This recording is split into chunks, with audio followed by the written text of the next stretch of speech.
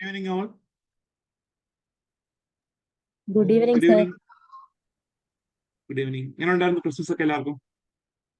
ക്രിസ്മസും ആഘോഷമൊക്കെ ഉണ്ടായിരുന്നു? സുഖമായിരുന്നു? നന്നായിരുന്നു സർ. ഉണ്ടായിരുന്നു. പഠിച്ചോ എല്ലാവരും? അറിയിക്കട്ടെ. നോക്കിയിരുന്നു, എക്സാം എഴുതിയിരുന്നു. അഭ്യാസ് 8. How many of നോക്കിയിരുന്നു you സർ. നോക്കിയിരുന്നു? സോ നമ്മുടെ 12 അഭ്യാസ് ടെസ്റ്റ് ഞാൻ അപ്ലോഡ് ചെയ്തിട്ടുണ്ട്. അതിൽ അഭ്യാസ് 8 was regarding external sector. And അത് കഴിഞ്ഞ് 9 is planning, 10 agriculture, 11 industry, 12 infrastructure. These were the affairs test which was uploaded in the group. And I hope നിങ്ങൾ എന്ത് ചെയ്യുക, ഈ ഒരു സമയം കൊണ്ട് വിത്തിൻ ദ നെക്സ്റ്റ് വീക്ക് നമ്മുടെ എല്ലാ ടെസ്റ്റുകളും കംപ്ലീറ്റ് ചെയ്യുക. അതുപോലെ മൊഡ്യൂൾ 5-ന്റെയും അഭ്യാസ് ടെസ്റ്റ് ഞാൻ അപ്ലോഡ് ചെയ്യുന്നതായിരിക്കും. യു ക്യാൻ അപ്ലോഡ് ചെയ്യും. So try to complete the Abhyas test as soon as possible. And നമുക്ക് ഇന്നത്തെ ക്ലാസ്സിൽ we are discussing the Abhyas 8 and 9 ആണ്. സമയം ഉണ്ടെങ്കിൽ ഞാൻ കംപ്ലീറ്റ് ചെയ്യും. സോ 2 ടെസ്റ്റ് ഉണ്ട്, അഭ്യാസ് 8 and അഭ്യാസ് 9. ഇതാണ് നമ്മൾ ഇന്ന് ഡിസ്കസ് ചെയ്യാനായിട്ട് ആഗ്രഹിക്കുന്നത്. ആൻഡ് ഐ ഹോപ്പ് നിങ്ങൾ ഇത് നോക്കിയിട്ടുണ്ടെന്ന് വിശ്വസിക്കുന്നു. And this was regarding external sector ആണ്. നമ്മുടെ KAS എക്സാമിനായാലും നോക്കുവാണെങ്കിൽ ഇന്ത്യൻ എക്കണോമിയിൽ 7th മൊഡ്യൂൾ വരുന്നതായിരുന്നു ഈ പറഞ്ഞ എക്സ്റ്റേണൽ സെക്ടർ ഓഫ് ഇന്ത്യ എന്ന് പറഞ്ഞ മൊഡ്യൂൾ. സോ അതിൽ ഇന്ത്യയുടെ ട്രേഡ് റിലേഷൻസ്, അതുപോലെ different components in balance of payment, measurement of trade components, അതൊക്കെയാണ് വന്നിരുന്നത്. സോ ഈ പറഞ്ഞ ടോപ്പിനെ ആസ്പദമാക്കിയാണ് ഈ ടെസ്റ്റ് വരുന്നത്. Let us see the questions and നമുക്ക് നോക്കാം എത്രമാത്രം ക്വസ്റ്റ്യൻസ് എളുപ്പമായിരുന്നു, അതുപോലെ how was your performance എന്നൊക്കെ നമുക്ക് evaluate ചെയ്യാം. So the first question, which of the following can be considered as foreign portfolio investment? So foreign portfolio investment എന്ന് consider ചെയ്യാൻ കഴിയുന്ന ഇൻവെസ്റ്റ്മെന്റ് അല്ലെങ്കിൽ കൺസിഡർ ചെയ്യാൻ കഴിയുന്ന കമ്പണൻസ് എന്നൊക്കെ ചോദിച്ചിരിക്കുന്നത്. First one, A foreign company making an investment of less than 10% in an unlisted company.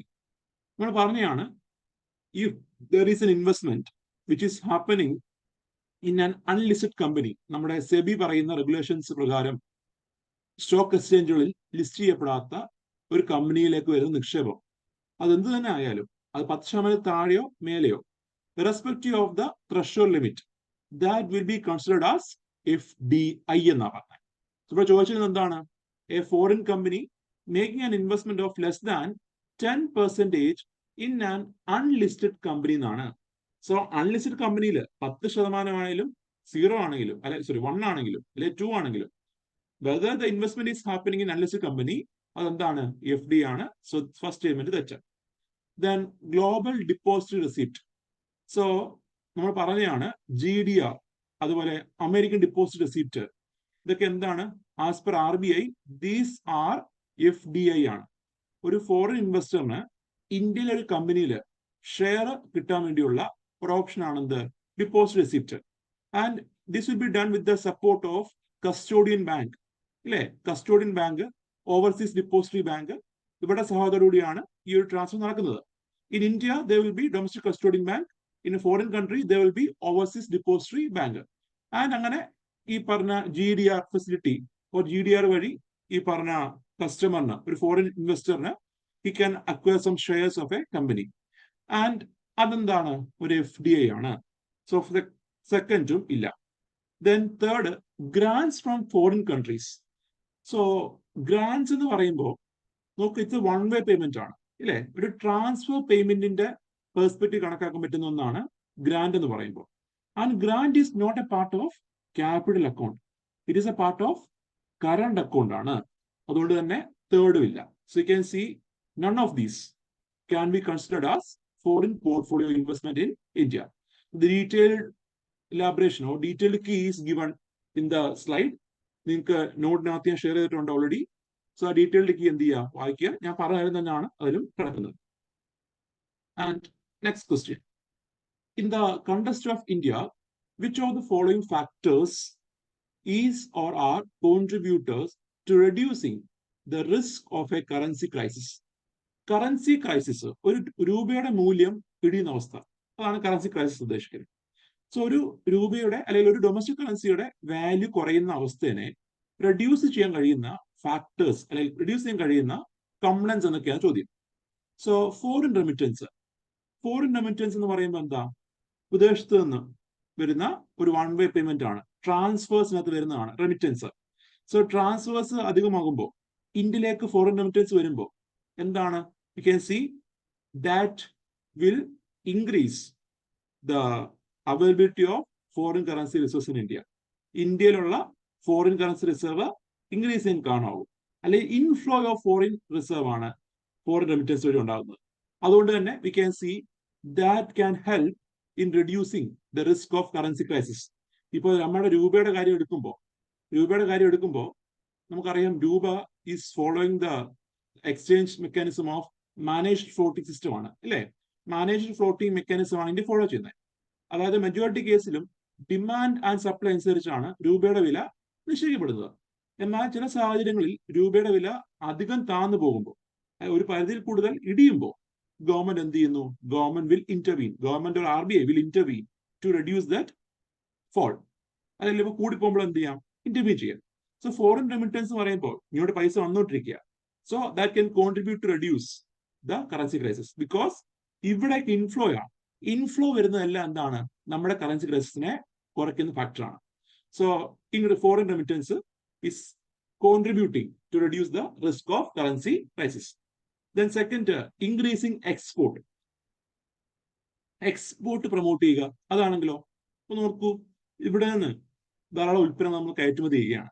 So കയറ്റുമതി ചെയ്യുന്നതനുസരിച്ച് foreign കൺട്രീസിൽ നിന്ന് there will be inflow of foreign reserves. ഇന്ത്യയിലേക്ക് ഫോറിൻ കറൻസീസ് ഇൻഫ്ലോ വരും. ഇങ്ങോട്ട് ഔട്ട്ഫ്ലോ അല്ല, ഇങ്ങോട്ട് വന്നുകൊണ്ടിരിക്കുക. സോ ഇങ്ങോട്ട് വരുമ്പോൾ എന്താ, ഇവിടെയുള്ള ഡിമാൻഡ് സപ്ലൈനെ ഒന്ന് തണുപ്പിക്കാനായിട്ട് ഇതിന് പറ്റും, ഈ പറഞ്ഞ കറൻസി കമ്മിങ് ടു ഇന്ത്യക്ക് കഴിയും. ഇൻക്രീസിങ് എക്സ്പോർട്ടും ഒരു ഫാക്ടറാണ്. Then attracting foreign investment. So foreign investment attract ചെയ്യാന്ന് പറയുമ്പോഴും we can see money is coming to India, foreign currency is coming to India. So അവിടെ എന്താണ്, ഈ പറഞ്ഞ കറൻസി ക്രൈസിസ് കുറയ്ക്കുന്ന ഫാക്ടറാണ്. So all these three factors can contribute to reduce the currency crisis of a country. Then next question, which of the following pairs is or are correctly matched? Correctly matched pairs are ചോദിച്ചിരിക്കുന്നത്. Import cover, insurance coverage given to importers promoting credit flow to importers. ആണോ? Import cover എന്തായിരുന്നു? It is the number of months which can be serviced by the existing foreign reserves in a central bank of a country. ഒരു കൺട്രിയുടെ central bank keep ചെയ്യുന്ന foreign reserves ഉപയോഗിച്ചുകൊണ്ട് എത്ര നാളത്തെ import നമുക്ക് service ചെയ്യാൻ കഴിയും, അതാണെന്ത്? Import cover. So ഈ പറഞ്ഞ foreign currency import cover is actually A measure of the stability of our reserve. Stability is actually a measure of the availability of our reserve. നമ്മുടെ എത്ര റിസർവ്സ് നമുക്കുണ്ട്, നമ്മുടെ reserves എത്രമാത്രം അനിവാര്യമായിട്ടുള്ള അല്ലെങ്കിൽ അത്യാവശ്യമുണ്ട്. സോ അതാണ് എന്ത്? Import cover measuring. So import cover is actually measuring how much adequacy, അതാണ് adequacy of the reserve ആണ് മെഷർ ചെയ്യുന്നത്, അല്ലേ? നമ്മളൊക്കെ ഉള്ള റിസർവ് പര്യാപ്തമാണോ അല്ലയോ എന്നൊരു ടേം ആണ്, അല്ലെങ്കിൽ എന്നൊരു കൺസെപ്റ്റ് ആണ് ഇതിനുള്ളത്, ഇമ്പോർട്ട് കവറിനുള്ളത്. So you can see first statement തെറ്റാണ്. It is not the definition of import cover. Import cover definition അല്ല, അഡിക്വസി ഓഫ് റിസർവ് ആണ് ഇമ്പോർട്ട് കവർ മെഷർ ചെയ്യുന്നത്. Then imported inflation, rise in general price level in a country because of the rise in price of imported commodities. ശരി ഉത്തരമാണ്. നമ്മുടെ import ചെയ്യുന്ന ഉൽപ്പന്നങ്ങളുടെ വില കൂടുമ്പോൾ അതിലുണ്ടാവുന്ന വില വ്യത്യാസം ഇന്ത്യയിലെ പൊതുവായ വിപണിയിൽ വില കൂടാൻ കാരണമാകുന്നുണ്ട്. ഉദാഹരണം പറയുമ്പോൾ പെട്രോളും ക്രൂഡ് ഓയിലും എടുക്കുക. അന്താരാഷ്ട്ര വിപണിയിൽ ക്രൂഡ് ഓയിലിനും പെട്രോളിനും വില വർദ്ധിക്കുമ്പോൾ, when we are importing crude oil from foreign countries, ആണല്ലോ, നമ്മൾ ഫോറിൻ കൺട്രീസിൽ നിന്ന് ക്രൂഡ് ഓയിൽ ഇമ്പോർട്ട് ചെയ്യുമ്പോൾ we can see that price hike of crude oil and that importing of crude oil can cause an increase in the price level of goods in the market. ഇന്ത്യയിലെ ഗുഡ്സിന്റെ വിലയിൽ ഒരു influence ചുമത്താനായിട്ട് എന്ത് കഴിയുന്നുണ്ട്? ഉയർന്ന വിലയുള്ള ഈ import ഗുഡ്സിന് കഴിയുന്നുണ്ട്. സോ അതാണ് എന്ത് ഇമ്പോർട്ടഡ് ഇൻഫ്ലേഷൻ എന്ന് പറഞ്ഞാൽ. So it is the rise in general price level of a country because of the rise in price of imported commodities. ഇപ്പൊ നോക്കുക, നമ്മളിപ്പോ ക്രൂഡ് ഓയിൽ വില കൂടുമ്പോൾ, നമ്മൾ ഇറക്കുമതി ചെയ്യുമ്പോൾ വില കൂടുന്നു, അതനുസരിച്ച് നമ്മൾ പെട്രോളിനും ഡീസലിനും വില എന്ത് ചെയ്യാം? വർദ്ധിപ്പിക്കാം. പെട്രോളിനും ഡീസലിനും വില വർദ്ധിക്കുമ്പോൾ എന്താ ഉണ്ടാകുന്നത്? Transportation carriage or logistic cost കൂടുകയാണ്. ഇപ്പൊ പച്ചക്കറികൾ തമിഴ്നാട്ടിൽ നിന്ന് കേരളത്തിലേക്ക് വരുന്നു. മുൻകാലങ്ങളിൽ അവർക്ക് അവിടെ നിന്ന് കൊണ്ടുവരാനായിട്ട് സപ്പോസ് 100 ലിറ്റർ പെട്രോൾ അടിക്കണമായിരിക്കും. എന്നാൽ ഈ പറഞ്ഞ എന്താ പെട്രോളിന്റെ വില കൂടുന്നതനുസരിച്ച് ആ 100 ലിറ്ററിന് they need to pay more amount. ഇവര് ഡീസൽ വാങ്ങാനും അല്ലെങ്കിൽ പെട്രോൾ വാങ്ങാനും കൂടുതൽ പൈസ എന്ത് ചെയ്യണം? കൊടുക്കേണ്ടി വരും. അതെന്തിലേക്ക് ആഡ് ചെയ്യും? അവര് ഈ പറഞ്ഞ പച്ചക്കറി വിലയിലേക്ക് ആഡ് ചെയ്യും. കാരണം അവരുടെ പ്രൊഡക്ഷൻ കോസ്റ്റ് കൂടിയില്ലേ, അല്ലെങ്കിൽ അവരുടെ ട്രാൻസ്പോർട്ടേഷൻ കോസ്റ്റ് കൂടിയില്ലേ. സോ യു ക്യാൻ സി അത് ഇൻഫ്ലേഷൻ എന്ത് ചെയ്യാം? ക്രിയേറ്റ് ചെയ്യാം. Then the third, import substitution, reducing import of manufactured goods by increasing the production and demand of domestically produced goods. ശരി ഉത്തരമാണ്. നമ്മൾ പറഞ്ഞതാണ്, നമ്മൾ ഇറക്കുമതി ചെയ്ത ഉൽപ്പന്നങ്ങൾ, നമ്മൾ ഒരു കൺട്രി ഇറക്കുമതി ചെയ്തിരുന്ന ഉൽപ്പന്നങ്ങൾ ആ കൺട്രിയിൽ ഡൊമസ്റ്റിക്കലി എന്ത് ചെയ്യുക? പ്രൊഡ്യൂസ് ചെയ്യുക. ആ പ്രൊഡ്യൂസ് ചെയ്യുന്നത് വഴി എന്ത് കുറയ്ക്കുക? ഇമ്പോർട്ട് റെഡ്യൂസ് ചെയ്യുക. That is import substitution. നമ്മുടെ ഇന്ത്യ തേർഡ് പ്ലാൻ പീരീഡിൽ നമ്മൾ കണ്ടതാണ്, India has adopted this policy of import substitution for industrialization. നമ്മുടെ വ്യവസായവൽക്കരണം പ്രൊമോട്ട് ചെയ്യുന്ന ഭാഗമായിട്ട് ഇമ്പോർട്ട് സബ്സ്റ്റിറ്റ്യൂഷൻ നയം തേർഡ് പ്ലാൻ പീരീഡിൽ ഗവൺമെന്റ് അഡോപ്റ്റ് ചെയ്യുന്നുണ്ട്. So 2 and 3 are correctly matched, while first statement is incorrectly matched. So answer A, 2 and 3 only. Then fourth question. With respect to foreign direct investment in India, consider the following statements. Computer, software and hardware attracted the highest share of FDI equity inflow to India. നമ്മൾ കണ്ടതാണ്, computer, hardware and software അതാണ് ഏറ്റവും കൂടുതൽ FDI ഇന്ത്യയിലേക്ക് attract ചെയ്യുന്ന sector. First statement is correct. In terms of FDI flow to India, Mauritius is the top investing country. ആണോ? Mauritius ആണോ? അല്ല, ഇറ്റ് ഈസ് സിംഗപ്പൂർ ആണ്. സിംഗപ്പൂർ ഫോളോഡ് ബൈ മൗറീഷ്യസ്, അത് കഴിഞ്ഞു UAE, ദെൻ USA. ആ trend നോക്കണമെന്ന് ഞാൻ പറഞ്ഞിട്ടുണ്ടായിരുന്നു. ഐ ഹോപ്പ് എല്ലാവരും ശരിയാക്കാൻ വിശ്വസിക്കുന്നു. സോ ഫസ്റ്റ് സ്റ്റേറ്റ്മെന്റ് ശരി, സെക്കൻഡ് സ്റ്റേറ്റ്മെന്റ് തെറ്റ്. Answer will be A only. So you can see the trend നോക്കുമ്പോൾ സിംഗപ്പൂർ ആണ് ഫസ്റ്റ് വരുന്നത്, അത് കഴിഞ്ഞ് Mauritius, then UAE, then USA. This is the trend of FDI inflow to India. These are the top investing countries to India. Sorry. Then fifth question. Sorry. Which of Sorry. the sorry, equity എന്ന് പറയാൻ എന്താ sir ഉദ്ദേശിക്കുന്നത്? Equity എന്ന term share ഉദ്ദേശിക്കുന്നത്. FDI equity share ആണ്. ഷെയറിന് ഉദ്ദേശിക്കുന്ന ഒരു ടേമാണ്. എന്നുവെച്ചാൽ ഈ കമ്പനികളിലേക്ക് അല്ലെങ്കിൽ ഈ സെക്ടറിലുള്ള കമ്പനികളിൽ ഇത്ര ഷെയർസിൽ ഇൻവെസ്റ്റ്മെന്റ് നടക്കുന്നു, അത് ഉദ്ദേശിക്കുന്നത്. ഒരു കമ്പനിയുടെ ഷെയറിലുള്ള ഇൻവെസ്റ്റ്മെന്റ് അത് ഉദ്ദേശിക്കുന്നതാണ് ഇക്വിറ്റി. നമ്മൾ ഇക്വിറ്റി, ഷെയർ ഇതെല്ലാം സിമിലർ ടേംസ് ആണ്. ഇക്വിറ്റീസ്, ഷെയർ ഇതെല്ലാം എന്താ? ഒരു കമ്പനിയുടെ ഷെയർ ആസ്പദമാക്കി, ഒരു കമ്പനിയുടെ ഓണർഷിപ്പ് ആസ്പദമാക്കി ഉപയോഗിക്കുന്ന ടേംസ് ആണ്. ഓക്കെ, ഇവിടെ ഉദ്ദേശിക്കുന്നത് എന്താണ്? Attracted the highest share of FDI equity inflow എന്ന് ഉദ്ദേശിക്കുന്നത് ഈ പറഞ്ഞ ഷെയർ ആണ് ഉദ്ദേശിക്കുന്നത്. അപ്പം മൊത്തമുള്ള FDI ഇൻഫ്ലോസിൽ ഇന്ത്യയിലേക്ക് വരുന്ന നിക്ഷേപങ്ങളിൽ കമ്പ്യൂട്ടർ, സോഫ്റ്റ്വെയർ, ഹാർഡ്വെയർ കമ്പനികളിലാണ് ഏറ്റവും കൂടുതൽ ഷെയർസ്, ഏറ്റവും കൂടുതൽ ആ കമ്പനിയുടെ ഷെയറിലേക്ക് ഇൻവെസ്റ്റ്മെന്റ് പോയേക്കുന്നത്. That is mentioned as equity inflow. Okay, so fifth question. Which of the following was or were the impact of rate hike by US Federal Reserve in the global economy? നമ്മുടെ American federal reserve, അമേരിക്കയുടെ കേന്ദ്ര bank അമേരിക്കയില് rate hike ചെയ്യുമ്പോൾ അല്ലെങ്കിൽ interest hike ചെയ്യുമ്പോൾ global എക്കണോമിയിൽ ഉണ്ടാകുന്ന impact എന്താണ്? That is the question. So in the discussion of the chapter external sector നമ്മൾ ഇടയ്ക്കിടയ്ക്ക് ഇതിനെപ്പറ്റി ഡിസ്കസ് ചെയ്തതാണ്. ഫസ്റ്റ് ടൈം നോക്കൂ, അമേരിക്കയിലെ ഇൻട്രസ്റ്റ് ഹൈക്ക് ചെയ്യുന്നു. അമേരിക്കയിലെ കേന്ദ്ര ബാങ്ക് അമേരിക്കയിൽ പലിശ നിരക്ക് വർദ്ധിപ്പിക്കുന്നു. നമ്മൾ കണ്ടതാണ്, whenever such interest hike is happening, നമ്മുടെ ഇന്ത്യയിൽ നിന്നുള്ള നിക്ഷേപകർ, ഫോറിൻ പോർട്ട്ഫോളിയോ ഇൻവെസ്റ്റേഴ്സ്, FDI അല്ലായിരിക്കും, എന്നാൽ ഫോറിൻ പോർട്ട്ഫോളിയോ ഇൻവെസ്റ്റേഴ്സ് ഇവരെന്ത് ചെയ്യും? ഇന്ത്യയിൽ നിന്ന് ഫ്ലൂ ചെയ്യും. എങ്ങോട്ട്? To America. അമേരിക്കയിലേക്ക് ഫ്ലൂ ചെയ്യും. കാരണം for them US dollar invest ചെയ്യുന്നത് ഒരു സ്റ്റേബിൾ കറൻസി ഇൻവെസ്റ്റ് ചെയ്യുന്നവരാണ്.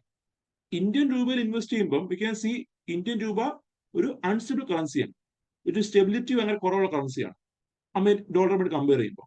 എന്നാൽ if they are investing in US dollar, stable കറൻസിയാണ്. അതുപോലെ തന്നെ ഇപ്പൊ എന്ത് ചെയ്തു? അവിടുത്തെ കേന്ദ്ര ബാങ്ക് ഇൻട്രസ്റ്റും ഹൈക്ക് ചെയ്തു.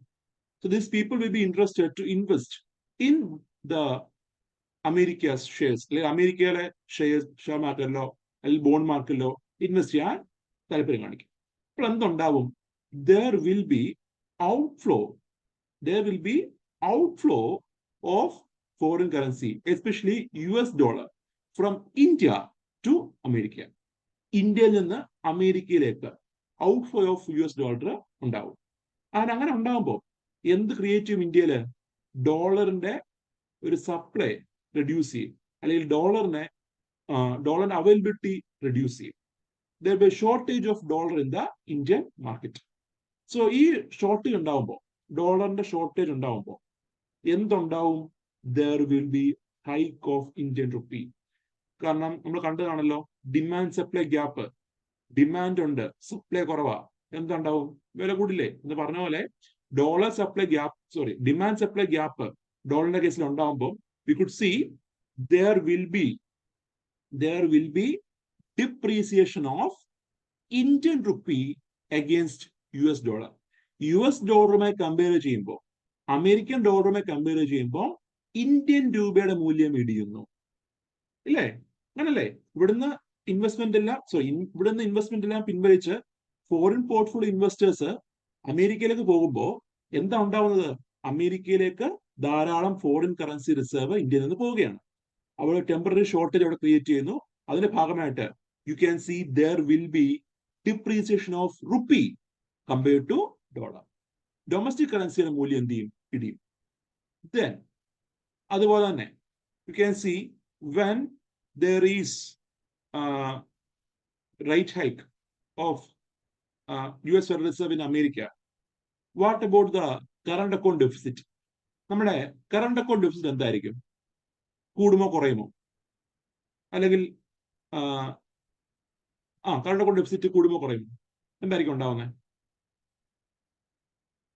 അമേരിക്കയിലെ ഫെഡറൽ റിസർവ് ഹൈക്ക് ചെയ്യുമ്പോൾ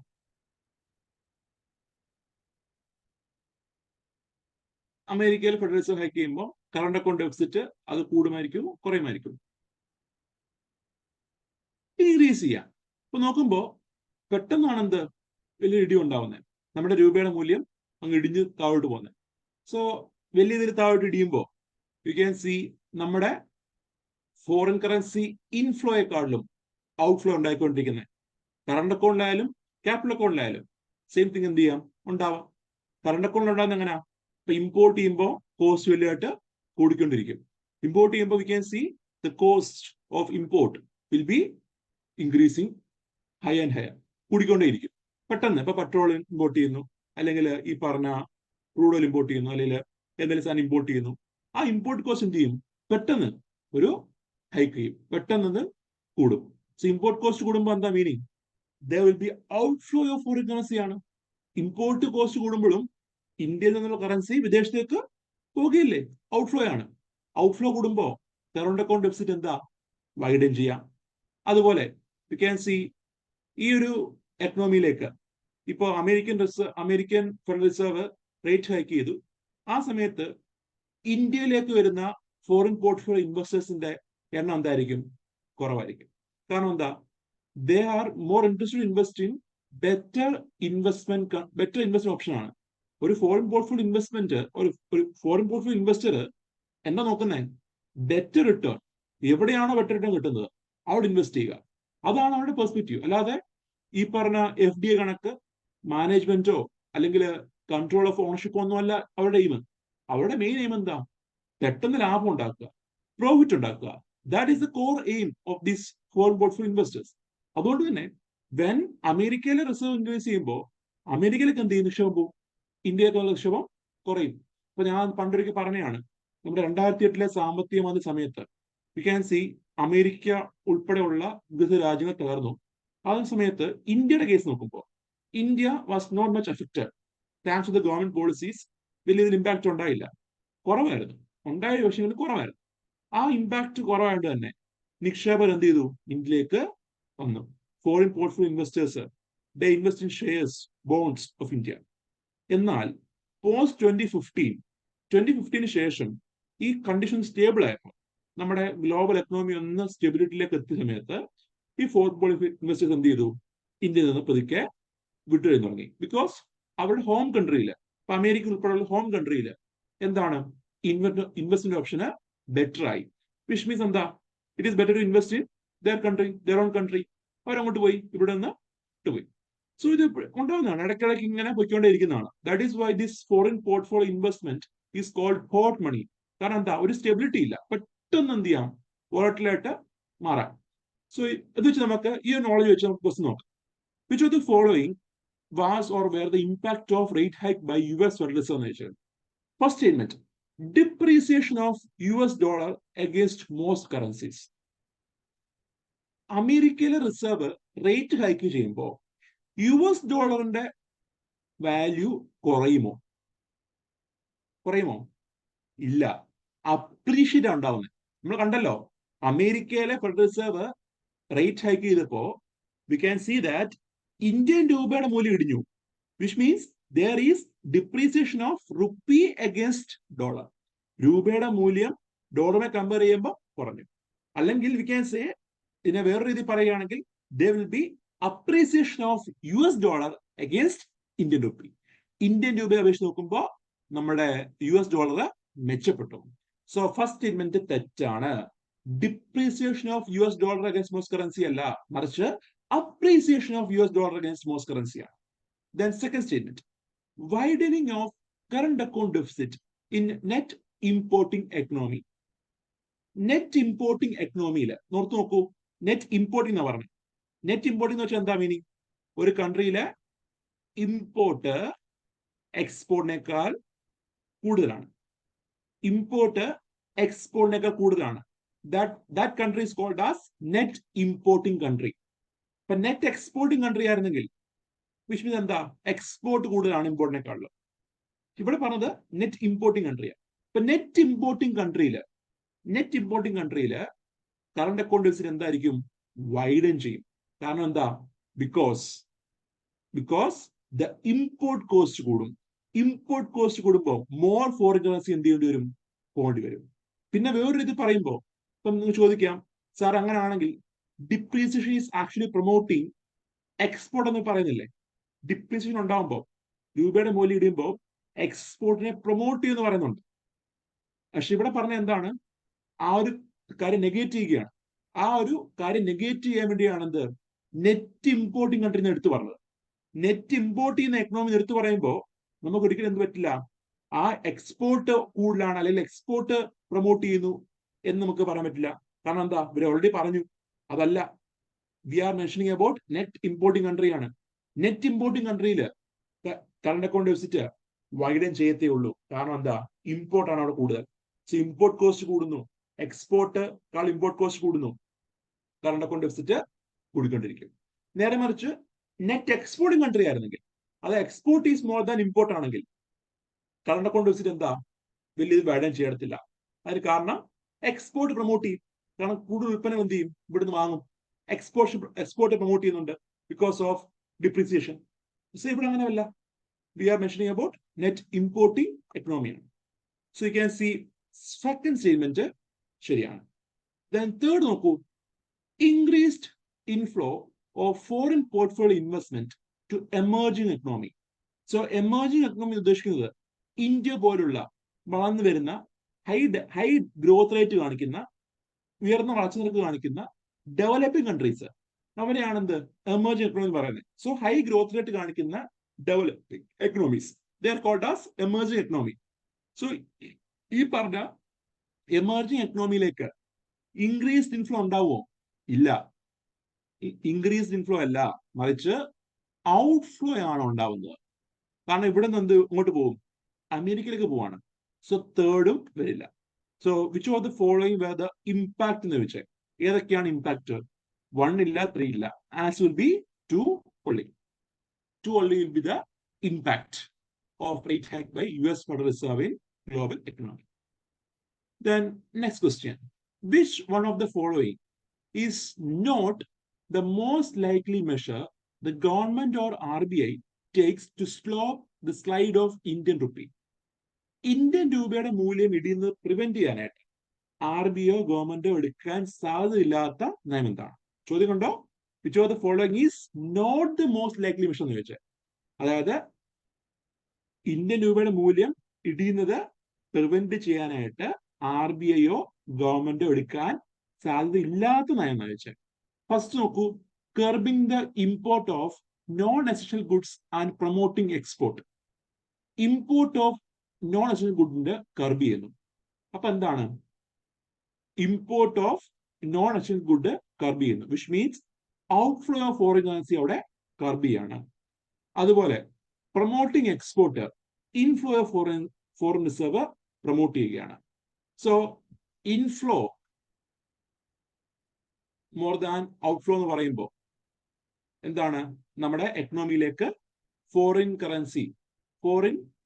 കറൻസി അക്യുമുലേറ്റ് ചെയ്യുന്നു, ഇന്ത്യക്ക് വരുന്നു. ഡിമാൻഡ് സപ്ലൈ ഗ്യാപ്പ്, ആ ഗ്യാപ്പ് കുറയ്ക്കാൻ സഹായിക്കുന്നു. ഡിമാൻഡ് സപ്ലൈ ഗ്യാപ്പ് കുറയാൻ സഹായിക്കുന്നു. അപ്പോൾ എന്തുണ്ടാവും? രൂപയുടെ ഈ സ്ലൈഡ്, രൂപയുടെ ഇടിവ് എന്ത് ചെയ്യാം? നമുക്ക് നികത്താൻ കഴിയും. So first statement, it is a measure. ചോദ്യം എന്താണ്? നോട്ട് എ മെഷർ ആണ്. ഫസ്റ്റ് സ്റ്റേറ്റ്മെന്റ് അപ്പോൾ വരില്ല, മെഷറാണ്. ചോദ്യം എന്താണ്? മെഷർ അല്ലാത്ത ഏതാണെന്ന് ചോദിച്ചേക്കുന്നത്. ശ്രദ്ധിക്കുക അപ്പോൾ. സോ നോട്ട് എ മെഷർ ചോദിച്ചേക്കുന്നത്. So first statement is a measure ആണ്. So that cannot be the answer. Second, encouraging Indian borrowers to issue rupee denominated masala bonds. Rupee ഡിനോമിനേഷനുള്ള മസാല ബോണ്ട് ഇഷ്യൂ ചെയ്യാൻ വേണ്ടി പ്രൊമോട്ട് ചെയ്യുന്നു. സോ നമ്മൾ കണ്ടതാണ്, മസാല ബോണ്ട് ഇഷ്യൂ ചെയ്യുമ്പോൾ currency risk അവിടെ കുറയുകയാണ്. കറൻസി റിസ്ക് കുറയുമ്പോൾ എന്താണ് പ്രത്യേകത? മോർ ഫോറിൻ കറൻസികൾ ഡിമാൻഡ് അവിടെ വരുന്നില്ല. So more foreign currency demand വരാത്ത പക്ഷം V can C masala bond വഴി കടം വാങ്ങുന്നതും രൂപയുടെ മൂല്യത്തകർച്ചയെ പ്രിവെന്റ് ചെയ്യും. അത് മാത്രമല്ല, when there is issuance of masala bond, there will be more demand for rupee in the market. So നമ്മുടെ രൂപേനെ ഇന്റർനാഷണലൈസ് ചെയ്യാനായിട്ടും മസാല ബോണ്ട് ഇഷ്യൂവൻസ് നമ്മളെ സഹായിക്കും. സോ രൂപയുടെ ഡിമാൻഡ് അവിടെ ക്രിയേറ്റ് ചെയ്യപ്പെടും. കാരണം എന്താ? ഇയാളുടെ ഡോളറേ ഉള്ളൂ, ഇൻവെസ്റ്റ് ചെയ്യാൻ വരുന്ന ആളുടെ ഡോളറേ ഉള്ളൂ. പക്ഷെ ആ ഡോളർ എന്ത് ചെയ്യണം? രൂപയായിട്ട് കൺവേർട്ട് ചെയ്യണം. സോ രൂപയ്ക്ക് ഒരു ഡിമാൻഡ് അവിടെ വരികയാണ്. So that will be helping the slide of helping to reduce the slide of Indian rupee. So the second option on the is a measure ആണ്. So which cannot be the answer. Then third നോക്കൂ, easing conditions related to external commercial borrowings. വിദേശത്ത് നിന്ന് വാങ്ങുന്ന commercial borrowings, അതിലുള്ള regulations എന്ത് ചെയ്യുക? Easy ചെയ്യുക, എളുപ്പമാക്കുക. And we can see when there is easing of this borrowing, നമ്മുടെ വിദേശ കടങ്ങൾ വാങ്ങുന്നത് ഈസി ആക്കുമ്പോൾ, അല്ലെങ്കിൽ അതിന്റെ നയം ഒന്ന് മാറ്റുമ്പോൾ, that will attract more companies to procure loans from foreign countries. Foreign countries പോയിട്ട് ലോൺ വാങ്ങാനായിട്ട് എന്ത് ചെയ്യാം? കമ്പനികളെ അട്രാക്ട് ചെയ്യാം. അങ്ങനെ എന്താ? ഇന്ത്യയിലേക്ക് ഫോറിൻ കറൻസി ഇൻഫ്ലോ ഉണ്ടാവും. അങ്ങനെ അതും എന്ത് ചെയ്യാം? രൂപയുടെ മൂല്യത്തകർച്ചയെ, രൂപയുടെ സ്ലൈഡ് ഓഫ് റുപ്പീനെ പ്രിവെന്റ് ചെയ്യാം. അതും ആൻസർ ആവത്തില്ല. അപ്പം എയും ബിയും സിയും അല്ല എങ്കിലും ഉത്തരം അറിയില്ലേ പോലും ഡി എന്തായിരിക്കും? ആൻസർ ആയിരിക്കും. കാരണം we are sure that A B C cannot be the answer because all these three are measures to reduce the slide of rupee. And D നോക്കൂ, following an expansionary monetary policy. നമ്മുടെ നിലവിൽ എന്താ അവസ്ഥ? രൂപയുടെ മൂല്യം ഇടിഞ്ഞുകൊണ്ടിരിക്കുന്നു. ആ സമയത്ത് നമ്മൾ എന്ത് ചെയ്യുകയാണ്? we are adopting a expansionary monetary policy. എന്താണ് എക്സ്പാൻഷണറി എന്ന് പറഞ്ഞാൽ? നമുക്കറിയുന്ന കാര്യമാണല്ലോ. എക്സ്പാൻഷണറി means the government or RBI is government, RBI is aimed to adopt an increased money supply. ഒരു എക്കണോമിയില് മണി സപ്ലൈ, ഒരു രൂപയുടെ സപ്ലൈ വർദ്ധിപ്പിക്കാനുള്ള നയം എടുക്കുന്നു. So more money will be available with public. ആളുകളുടെ കയ്യിൽ കൂടുതൽ രൂപ കാണും. സോ കൂടുതൽ റുപ്പീസ് കാണും. സോ എന്താ കുഴപ്പം? അവിടെ ഡിമാൻഡ് സപ്ലൈ വെച്ച് നോക്കുമ്പോൾ മോർ സപ്ലൈ ഓഫ് റുപ്പി ഉണ്ടാവുകയാണ്. മോർ സപ്ലൈ ഓഫ് റുപ്പി ഉണ്ടാവുകയാണ്. അത് എന്തിന് കാരണമാകും? രൂപയുടെ മൂല്യം ഇടിയാൻ കാരണമാകും. കാരണം എന്താ? എത്ര രൂപ കൊടുത്താലും ഡോളർ വാങ്ങാം. സോ ഇഷ്ടം കണക്കിന് രൂപ ഉണ്ട്. So the traders or the persons who want dollars or foreign currency, they will be interested to purchase dollar by providing so much rupees. എത്ര വേണേലും രൂപ കൊടുത്തിട്ട് ഡോളർ വാങ്ങാൻ തയ്യാറാവും. സോ എന്താ? കാരണം രൂപ കുറെ ആവശ്യമായി അവൈലബിൾ ആണ്. More rupees are available. So expansionary monetary policy can cause an inflation pressure. എക്കണോമിയില് ഒരു ഇൻഫ്ലേഷൻ പ്രഷർ ഉണ്ടാവും. നമ്മുടെ പണപ്പെരുപ്പത്തിന്റെ ഒരു പ്രശ്നം എന്ത് ചെയ്യും? അവിടെ ഉണ്ടാവും. കാരണം എന്താ? നിലവിലുള്ള മാർക്കറ്റിലേക്ക്, എക്കണോമിയിലേക്ക് കൂടുതൽ പൈസ എന്ത് ചെയ്യുകയാണ്? പമ്പ് ചെയ്യുകയല്ലേ. So there will be an inflation pressure. ആ ഇൻഫ്ലേഷൻ പ്രഷറിന്റെ ഭാഗമായിട്ട് രൂപ എന്ത് ചെയ്യും? will depreciate.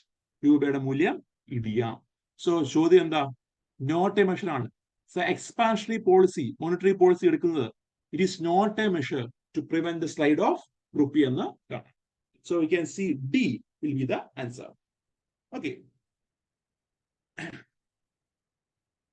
the next question. With respect to external debt of India, consider the following statements. Most of India's external debt is owned by government entities. ആണോ? നമ്മൾ കണ്ടതാണ്. നമ്മുടെ ഗവൺമെന്റ് ഡെറ്റ്, ഇന്ത്യയിലുള്ള എക്സ്റ്റേണൽ ഡെറ്റ് എന്ന് പറയുമ്പോൾ it includes the debt of both sovereign and non sovereign entities. ഓർമ്മയില്ലേ? Sovereign എന്ന് പറയുമ്പോൾ എന്താ? ഗവൺമെന്റ് ഓൺ ചെയ്യുന്ന ഡെറ്റ്. നോൺ സോവറിൻ എന്ന് പറയുമ്പോൾ കമ്പനീസോ കോർപ്പറേറ്റ്സോ ഒക്കെ ഓൺ ചെയ്യുന്ന debt. And here you can see most of India's debt ആരാണ് ഓൺ ചെയ്യുന്നത്? It is own by not the government, it is non sovereign entity ആണ്. Private parties, corporates, private companies, അവരാണ് majority of the loan own ചെയ്യുന്നത്. And here can see the trend നോക്കുമ്പോൾ as of 22 it is said that നമ്മുടെ മൊത്തമുള്ള ലോണില് sovereign debt എന്ന് പറയുമ്പോൾ 124.5 billion മാത്രമേ ഉള്ളൂ. As of 2022 September 124.5 billion dollar government on debt. Non zone debt എന്ന് പറയുമ്പോൾ ഇറ്റ് ഈസ് 486 ആണ്. നോക്കൂ, അന്ന് പറഞ്ഞതാണ് ഞാൻ ഈ trend. So government on debt is less compared to the non sovereign debt. So അതുകൊണ്ട് തന്നെ you can see first statement is wrong. Government ആണെന്നാണ് പറഞ്ഞത്. Second, all of India's external debt is denominated in US dollar. എല്ലാ ഡെറ്റും, നമ്മുടെ ഇന്ത്യയിലെ എല്ലാ external ഡെറ്റും American ഡോളറിലാണ് ഡിനോമിനേഷൻ എന്ന് പറയുന്നത്. ശരിയാണോ അത്? No, it is not in American dollar. American ഡോളറിൽ മാത്രമല്ല, നമ്മുടെ രൂപയിലുണ്ട്, യൂറോയിലുണ്ട്, യെൻ ഉണ്ട്. സോ അങ്ങനെ മറ്റ് കറൻസികളിലും we can see it is seen in other currencies also. US ഡോളറിൽ കടം വാങ്ങുന്നുണ്ട്, രൂപ ഡിനോമിനേഷൻ ഉണ്ട്, റുപ്പി ഡിനോമിനേഷനിൽ കടം വാങ്ങുന്നുണ്ട്, ജപ്പനീസ് യെൻ ഉണ്ട്, ചൈനീസ് റെൻമിൻബി ഉണ്ട്. ഇങ്ങനെ വിദേശ കറൻസിയിൽ എന്ത് ചെയ്യുന്നുണ്ട്? We are borrowing money from the market. So second statement is also wrong. So answer will B D, neither 1 nor 2. Then 8th question. The term pent up demand. So pent up ഡിമാൻഡിനെ പറ്റി നമ്മൾ പറഞ്ഞതാണ്. Pent up demand എന്താണ്? Economic survey പ്രതിപാദിച്ച ഒരു term ആണ്. It means that നമ്മുടെ Covid കാലത്ത് 2020-21 കാലത്ത് നമുക്കറിയാം there were heavy restriction from the government for movement of people. അല്ലെങ്കിൽ പല ആളുകളുടെ ഈ പറഞ്ഞ എക്കണോമിക് ആക്ടിവിറ്റിയിലെല്ലാം എന്തുണ്ട്? there is restriction. ഇപ്പം ട്രാവൽ ചെയ്യാനോ അല്ലെങ്കിൽ വേറെടുത്ത് ടൂറിസം പോകാനോ, അതല്ലെങ്കിൽ ടൂർ പോകാനോ, അല്ലെങ്കിൽ ഈവൻ കടയിൽ പോയി പർച്ചേസ് ചെയ്യാനോ there are restrictions. അതുപോലെ തന്നെ ഈ കോവിഡ് കാലത്ത് there is some uncertainty. ഇനി എന്താവും, ഭാവി എന്താവും, ഫ്യൂച്ചറിൽ ഈ പറഞ്ഞ കോർട്ട് കേസസ് മാറുമോ, എന്ന് മാറും, എന്തായിരിക്കും ആളുകളുടെ അവസ്ഥ. So there are some uncertainties at that time. So in the years of COVID time, 2020-2021, there were heavy or high uncertainty in the market. നമ്മുടെ എക്കണോമിയിൽ ഹൈ അൺസർട്ടനിറ്റി ഉണ്ട്. അതുകൂടാതെ തന്നെ ഗവൺമെന്റ് റെസ്ട്രിക്ഷൻ ഉണ്ട്. ആൻഡ് ഈ ഒരു ടൈമിൽ ആൾക്കാർ പൈസ സ്പെൻഡ് ചെയ്യുന്നത് എന്താ, വളരെ കുറവാണ്. So there was subdued spending or reduced spending during the time of this crisis. എന്നാൽ after the lockdown restriction are remove, ഈ ലോക്ക്ഡൌൺ റെസ്ട്രിക്ഷൻ എല്ലാം പൂർണ്ണമായി റിമൂവ് ചെയ്തു, എക്കണോമി പൂർണ്ണമായി ഓപ്പൺ ചെയ്തപ്പോൾ we can see there was a hike in the demand. Demand ഒരു hike ഉണ്ടായി. ആൾക്കാർ എന്ത് ചെയ്തു, നേരത്തെ ചെയ്യാൻ കഴിയുന്ന കാര്യങ്ങൾ ആൾക്കാർ ചെയ്യാൻ തുടങ്ങി. നമ്മൾ പറഞ്ഞില്ലേ റിവെഞ്ച് കൺസംഷൻ, അതുപോലെ there is an increase in the demand for goods and services. പല ഗുഡ്സിനും സർവീസസിനും പെട്ടെന്നൊരു ഡിമാൻഡ് ഉണ്ടായി. There is a rapid demand after a subdued level of spending. That is called as pent-up demand. So C will be the answer.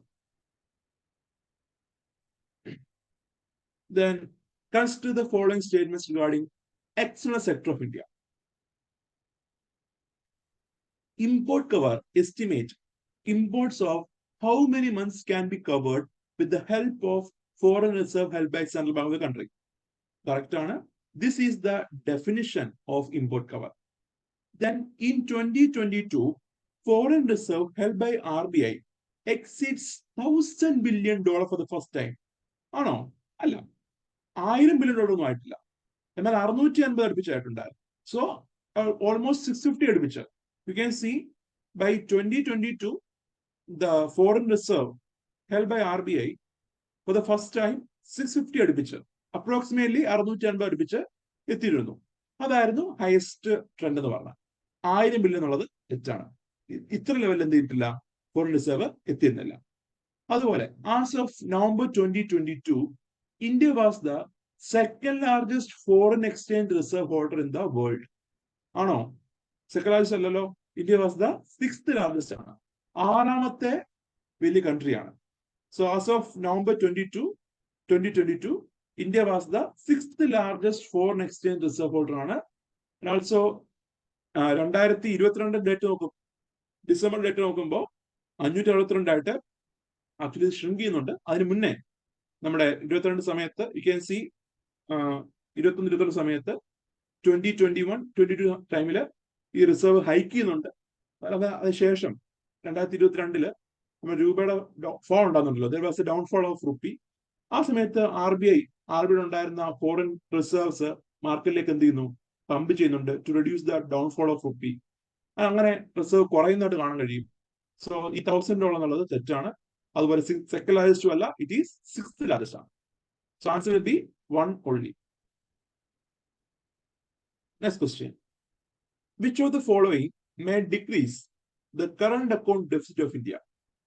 ഇന്ത്യയുടെ current account ഡെഫിസിറ്റിനെ decrease ചെയ്യാൻ കഴിയുന്ന factors എന്തൊക്കെയാണ്? First one, decrease in the number of foreign tourist visiting the beaches in Trivandrum. So നമ്മുടെ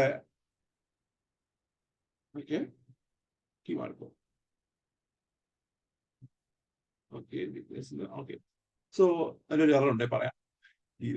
So decrease in the number of foreign tourists visiting the beaches in Trivandrum. So ട്രിവാൻഡ്രത്ത് visit ചെയ്യുന്ന foreign ടൂറിസ്റ്റിന്റെ എണ്ണം കുറയുന്നു. എന്തായിരിക്കും ഉണ്ടാകുന്ന impact? എന്തായിരിക്കും കുറയുന്നത്? Import ആണോ എക്സ്പോർട്ട് ആണോ കുറയുന്നത്? What will be the cause of this reduction എന്ന് പറഞ്ഞേ.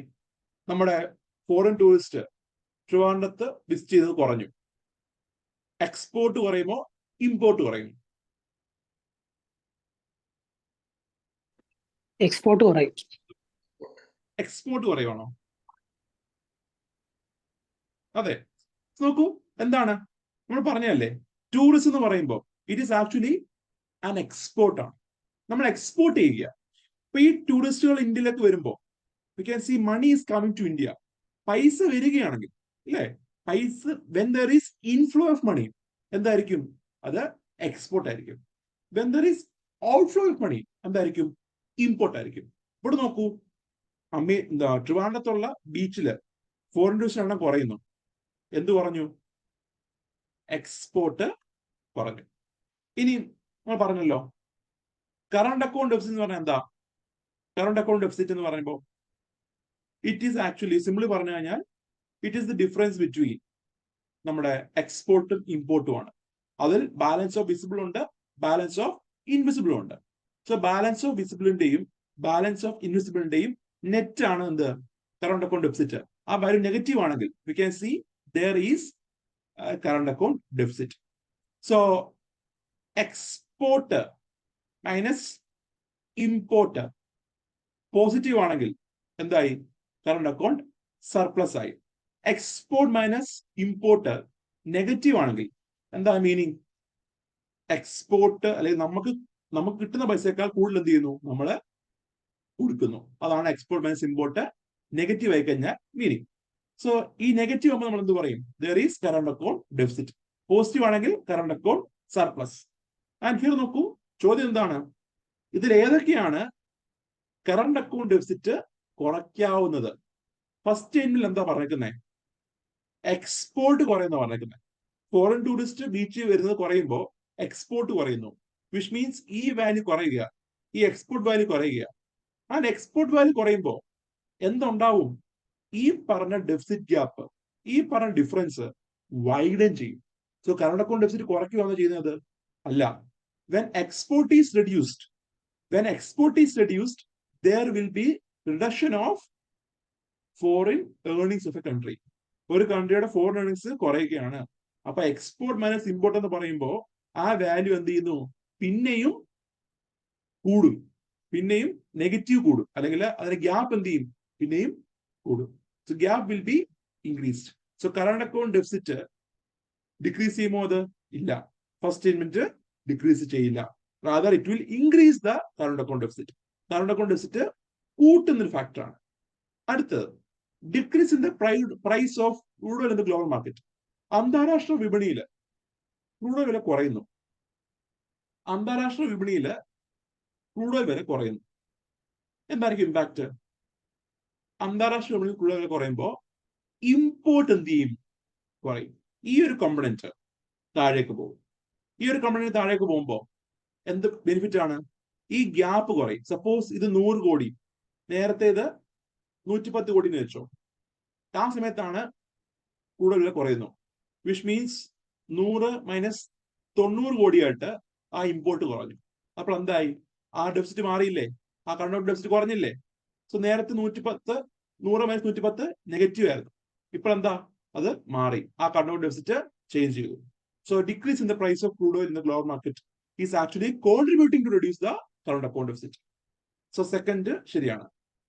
Then promoting import substitution in the country. ഒരു കൺട്രിയിലെ ഇമ്പോർട്ട് സബ്സ്റ്റിറ്റ്യൂഷൻ പ്രൊമോട്ട് ചെയ്യുകയാണെങ്കിൽ എന്താണ് ഉണ്ടാവുന്നത്? ഇമ്പോർട്ട് സബ്സ്റ്റിറ്റ്യൂഷൻ പ്രൊമോട്ട് ചെയ്യുന്ന പറയുമ്പോൾ എന്താണോ നടക്കുന്നത്? ഇമ്പോർട്ട് കുറയുന്നു, എക്സ്പോർട്ട് കൂടുന്നു. കാരണം മുന്നേ ഇമ്പോർട്ട് ചെയ്ത ഉൽപ്പന്നങ്ങൾ ഡൊമസ്റ്റിക്കലി പ്രൊഡ്യൂസ് ചെയ്യുക, മുന്നേ ഉണ്ടാക്കുന്ന ഐറ്റംസ് ഇന്ത്യയിൽ തന്നെ നിർമ്മിക്കുക. അപ്പോൾ എന്താ? ഇറക്കുമതി കുറയും. ആ വാല്യൂ, ഈ വാല്യൂ എന്ത് ചെയ്തു? കുറഞ്ഞു. അതുപോലെ ഇന്ത്യ നിർമ്മിക്കുമ്പോൾ അതിൽ പോഷൻ എന്ത് ചെയ്യാം? എക്സ്പോർട്ട് ചെയ്യപ്പെടാം. കാരണം ഇമ്പോർട്ട് സബ്സ്റ്റിറ്റ്യൂഷൻ എന്ന് പറയുമ്പോൾ ഡൊമസ്റ്റിക് പ്രൊഡ്യൂസ് ചെയ്യുക, അത് വിൽക്കുക, അത് എക്സ്പോർട്ട് ചെയ്യുക, ഇന്ത്യക്ക് സപ്ലൈ ചെയ്യുക, അതുപോലെ എക്സ്പോർട്ട് ചെയ്യാനും പറയുന്നുണ്ട്. അതുകൊണ്ട് തന്നെ V can C import substitution promote ചെയ്യുന്നതും എന്ത് കുറയ്ക്കാൻ കാരണമാകും? കറണ്ട് അക്കൗണ്ട് ഡെഫിസിറ്റ് കുറയാൻ കാരണമാകും. സോ 1 തെറ്റാണ്, 2 ഉണ്ട്, 3 ഉണ്ട്. ചോദ്യം എന്താ? ചോദ്യം ഫോളോയിങ് മേ ഡിക്രീസ് എന്ന് ചോദിച്ചത്. സോ ഏതൊക്കെയാണ് കറണ്ട് അക്കൗണ്ട് ഡെഫിസിറ്റ് കുറയ്ക്കുന്നത്? ശരിയാ, എററൊന്നുമില്ല. ഓക്കെ. സോ എന്താ പറഞ്ഞത്? Which of the following may decrease. ഏതൊക്കെയായിരിക്കാം കറണ്ട് അക്കൗണ്ട് ഡെഫിസിറ്റ് കുറയ്ക്കുന്ന ഫാക്ടേഴ്സ്? സോ 1 ഇല്ല, 2 and 3. ഈ രണ്ടും എന്ത് ചെയ്യും? കറണ്ട് അക്കൗണ്ട് ഡെഫിസിറ്റ് കുറയ്ക്കാൻ കാണാവും. Answer will be C, 2 and 3. ചേർന്നില്ല കേട്ടോ, ഞാൻ പെട്ടെന്ന് ഒരു ഇത് പോയി, ഞാൻ വിചാരിച്ചു ഈ ഡിക്രീസ് ആണ് ഇൻക്രീസ് ഒരു കൺഫ്യൂഷൻ വന്ന. ശരിയാണ്, ഈ ശരിയാണ്. സോ സി, 2 and 3 രണ്ടും എന്ത് ചെയ്യുന്നുണ്ട്? കറണ്ട് അക്കൗണ്ട് ഡെഫിസിറ്റ് കുറയ്ക്കും. So next you can see the 11th question.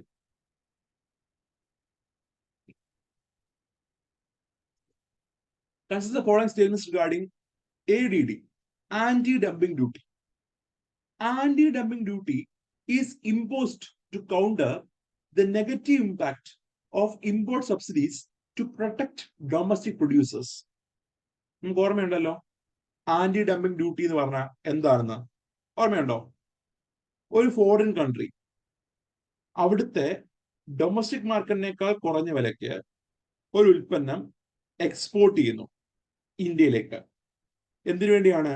Mainly to capture India's market, Indian വിപണി പിടിക്കാനായിട്ട്, ഇന്ത്യൻ വിപണി ക്യാപ്ചർ ചെയ്യാനായിട്ട് ഒരു ഫോറിൻ കൺട്രി അവിടുത്തെ ഡൊമസ്റ്റിക് മാർക്കറ്റിനേക്കാൾ കുറഞ്ഞ വിലയ്ക്ക് ഇന്ത്യയിലേക്ക് ഉൽപ്പന്നം സപ്ലൈ ചെയ്യുന്നു. അങ്ങനെ വരുമ്പോൾ എന്താ? കുറഞ്ഞ വിലയ്ക്ക് ഇന്ത്യയിലേക്ക് വരുമ്പോൾ that item will be having more competitiveness compared to domestically made goods. ഒരു വിദേശ കമ്പനി സപ്പോസ് അവിടെ ഡൊമസ്റ്റിക് വിപണിയിൽ ചൈന എടുക്കുക, ചൈനയുടെ ഡൊമസ്റ്റിക് മാർക്കറ്റിൽ 10 രൂപയാണ് ഒരു ഉൽപ്പന്നത്തിന് വില. എന്നാൽ അവർ കയറ്റുമതി ചെയ്യുന്നത് 5 രൂപയ്ക്കാണ് ഇന്ത്യയിലേക്ക്. ആ ഇന്ത്യയിലേക്ക് 5 രൂപയ്ക്ക് ഉൽപ്പന്നം വരുമ്പോൾ there will be comparison with the domestic item and imported item. Imported ഐറ്റവും ഡൊമസ്റ്റിക് ഐറ്റവും എന്ത് ചെയ്യും? കമ്പയർ ചെയ്യും. ആ ഇമ്പോർട്ടിന്റെ വില എത്ര? 5 രൂപയാണ്. സപ്പോസ് ഡൊമസ്റ്റിക് ഐറ്റത്തിന് വില 15 രൂപയായിരിക്കും. സോ കുഴപ്പം എന്താ? ആൾക്കാർ നോക്കുമ്പോൾ 15 രൂപയ്ക്കാണ് ഡൊമസ്റ്റിക് ഐറ്റം, 5 രൂപയ്ക്കാണ് ഇമ്പോർട്ട് ഐറ്റം. ആൾക്കാർ they will purchase imported more. Domestic ഐറ്റത്തിന് എന്താ? ഡിമാൻഡ് ഷ്രിങ്ക് ചെയ്യും, ഡിമാൻഡ് കുറയും. As per law of demand നമ്മൾ കണ്ടതാണ്, ഉൽപ്പന്നത്തിന് പ്രൈസ് കൂടുമ്പോൾ, ഒരു ഉൽപ്പന്നത്തിന് പ്രൈസ് കൂടുന്നതനുസരിച്ച് ഡിമാൻഡ് കുറയും എന്ന് പറയുമ്പോൾ ഇവിടെ എന്ത് പറ്റും? ഡൊമസ്റ്റിക്കലി മെയ്ഡ് ഗുഡ്സിന് ഡിമാൻഡ് കുറയുന്നു, അത് മാർക്കറ്റിൽ നിന്ന് റൂൾ ഔട്ട് ആവാം. അങ്ങനെ വരുമ്പോൾ ഡൊമസ്റ്റിക് കമ്പനീസ് എന്ത് ചെയ്യാം? ബാധിക്കപ്പെടാം. അങ്ങനെ ഉണ്ടാതിരിക്കാൻ വേണ്ടിയിട്ട് ഗവൺമെന്റ് കൊണ്ടുവന്നാണ് ആന്റി ഡംപിംഗ് ഡ്യൂട്ടി. ഇതുപോലെ ഒരു വിദേശ കമ്പനി അവിടുത്തെ ഡൊമസ്റ്റിക് മാർക്കറ്റിനേക്കാൾ കുറഞ്ഞ വിലയ്ക്ക് ഇന്ത്യയിലേക്ക് ഉൽപ്പന്നം കയറ്റുമതി ചെയ്യുന്നു എന്ന് സർക്കാരിന് ബോധ്യപ്പെട്ടു കഴിഞ്ഞാൽ government can impose this anti dumping duty on this item. ഈ ഉൽപ്പന്നത്തിന് മേലെ ADD എന്ന ടാക്സ് ചുമത്താം. ആ ചുമത്തുമ്പോൾ എന്താ? ഇതിന്റെ വില കൂടും, ഉയരും. നേരത്തെ 5 ആണെങ്കിൽ 15 ആവും. 15 ആകുമ്പോൾ എന്താ? നേരത്തെ ഉണ്ടായിരുന്ന ആ മത്സരക്ഷമത, നേരത്തെ ഉണ്ടായിരുന്ന ആ കോമ്പറ്റീറ്റീവ്നെസ് അവിടെ നഷ്ടമാവും. രണ്ടും 15 രൂപയാണ്. ഏതാണ് നല്ലത്? ആൾക്കാർ അത് പർച്ചേസ് ചെയ്യും. അത് ഇതുവരെ എന്തിനാണ് ചെയ്യുന്നത്? Mainly to protect Indian companies. ഇന്ത്യയിലുള്ള ഡൊമസ്റ്റിക് കമ്പനീസിനെ പ്രൊട്ടക്ട് ചെയ്യാൻ വേണ്ടി ചെയ്യുന്നതാണ് ഈ ഒരു മെഷർ. ആൻഡ് ഫസ്റ്റ് പിന്നെ എന്താ ചോദിച്ചിരിക്കുന്നത്? അതുകൊണ്ട് തന്നെ anti dumping duty is impose to counter the negative impact of import subsidies. ആണോ? അല്ലല്ലോ. ഇമ്പോർട്ട് സബ്സിഡീസ് കൗണ്ടർ ചെയ്യാൻ വേണ്ടി കൊണ്ടുവന്നതിന് എന്താ പറയുന്നത്? എന്തുവായിരുന്നു? ഓർമ്മയുണ്ടോ? What was the tax which is imposed to counter the import subsidies? ഇപ്പം ഉദാഹരണം പറയുമ്പോൾ ചൈന, ഇന്ത്യ. ചൈന എന്ത് ചെയ്യുന്നു? അവിടുത്തെ ഇമ്പോർട്ടേഴ്സിന്, കയറ്റുമതി ചെയ്യുന്ന ഇമ്പോർട്ടേഴ്സിന് they are giving some subsidies. ഇപ്പൊ സാധാരണഗതിയിൽ കയറ്റുമതി ചെയ്യുമ്പം ഈ ഫീസ് കാണും, ചില ഫീസ് കാണും, അതുപോലെ കോസ്റ്റ്, ലോജിസ്റ്റിക് കോസ്റ്റ് ഉണ്ട്, അതുപോലെ ടാക്സ് കാണാം. ഇതൊക്കെ എന്ത് ചെയ്യാനാ? എല്ലോ ചെയ്യുകയാണ്. അതൊക്കെ അവർ ഫ്രീ ആയിട്ട് കൊടുക്കുന്നു. സപ്പോസ് ഇമ്പോർട്ട് ഫ്രീ ആക്കുന്നു. അപ്പോൾ എന്താ പ്രത്യേകത? ഈ ഇമ്പോർട്ടേഴ്സിന് കുറഞ്ഞ വിലയ്ക്ക്, കാരണം ചെലവില്ലല്ലോ അവർക്ക്, സോ കുറഞ്ഞ വിലയ്ക്ക് എന്ത് ചെയ്യാം? ഇന്ത്യയിലേക്ക് ഇമ്പോർട്ട് ചെയ്യാം. അതും എന്താണ്? It is also a trade distorting factor ആണ്.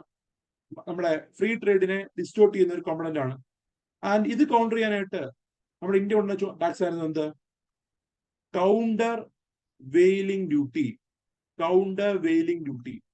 കൗണ്ടർ വെയിൽ എന്ന് പറഞ്ഞാൽ എന്താ? നമ്മുടെ ഒരു മുഖാവരണമാണ്. സോ കൗണ്ടർ വെയിലിംഗ് ഡ്യൂട്ടി എന്ന് വെച്ചാൽ നമുക്ക് കാണാൻ കഴിയാത്ത നമ്മളെ നേരിട്ട് കാണാൻ കഴിയാത്ത ഒരു ബാരിയർ ഉണ്ട്, ഒരു ട്രേഡ് അല്ല, ഒരു കോമ്പണന്റ് ഈ ഒരു ട്രാൻസാക്ഷൻ കാണാം. there is some component, there is some subsidy component which makes the item which helps the importer to import this item at low cost. ഈ പറഞ്ഞ സബ്സിഡി കമ്പണന്റ് ആണ് ഈ ഇമ്പോർട്ടറിനെ കുറഞ്ഞ വിലയ്ക്ക് ഈ ഉൽപ്പന്നം ഇമ്പോർട്ട് ചെയ്യാൻ സഹായിച്ചത്. അതെന്താ? പുറമെ പ്രകടമായി കാണാൻ കഴിയില്ല. അതാണ് എന്ത് നമ്മൾ കൗണ്ടർ ചെയ്യുന്നത്. അതാണ് നമ്മൾ negate ചെയ്യുന്നത് by imposing this countervailing duty. So this is the definition of actually the countervailing duty. First statement തെറ്റാണ്. Then second, Ministry of Finance is the apex authority for administering all trade remedial measures, including anti-dumping measures. So നോക്കൂ, we already had an industry. We already had a ministry for commerce and trade. വ്യാപാരം ബന്ധപ്പെട്ട് നമുക്കൊരു ministry ഉണ്ട്. അപ്പൊ അങ്ങനെ വരുമ്പോ ഈ പറഞ്ഞ ആന്റി ഡംപിംഗ് മെഷേഴ്സും ട്രേഡ് റെഗുലേറ്ററി മെഷേഴ്സും ഒക്കെ ആരായിരിക്കും ചെയ്യുന്നത്? ചാൻസ് ഉള്ളത് ആരായിരിക്കും? ഏത് മന്ത്രാലയം ആയിരിക്കാം? മിനിസ്ട്രി ഓഫ് ഫിനാൻസ് ആയിരിക്കണമെന്നുണ്ടോ? ഇല്ല. So there is a body called Director General of Trade Remedies under Ministry of Commerce and Industry. So Director General of Trade Remedies, Directorate General of Trade Remedies is the apex authority under the Ministry of Commerce and Industry. And ഇതാണ് anti dumping ഡ്യൂട്ടിയുടെ measures അല്ലെങ്കിൽ ഈ പറഞ്ഞ remedial measures. എങ്ങനെ ഒരു country dump ചെയ്യുന്നു, അതിനെ എങ്ങനെയൊക്കെ counter ചെയ്യാം, എങ്ങനെയൊക്കെ പ്രിവെന്റ് ചെയ്യാം, how which all measures can be undertaken, ഇതെല്ലാം തീരുമാനിക്കുന്ന ആരാണ്? മിനിസ്ട്രി ഓഫ് കൊമേഴ്സ് ആൻഡ് ഇൻഡസ്ട്രിയുടെ കീഴിലുള്ള directorate general of trade remedies ആണ്, മിനിസ്ട്രി ഓഫ് ഫിനാൻസ് അല്ല. നോക്കൂ, ചോദ്യം എന്താ ചോദിച്ചിരിക്കുന്നത്? Which of the above statements is or are incorrect എന്ന് വെച്ചാൽ തെറ്റായ ഉത്തരം എന്താണെന്ന്. രണ്ടും എന്താണ്? തെറ്റാണ്. So both 1 and 2 are answered.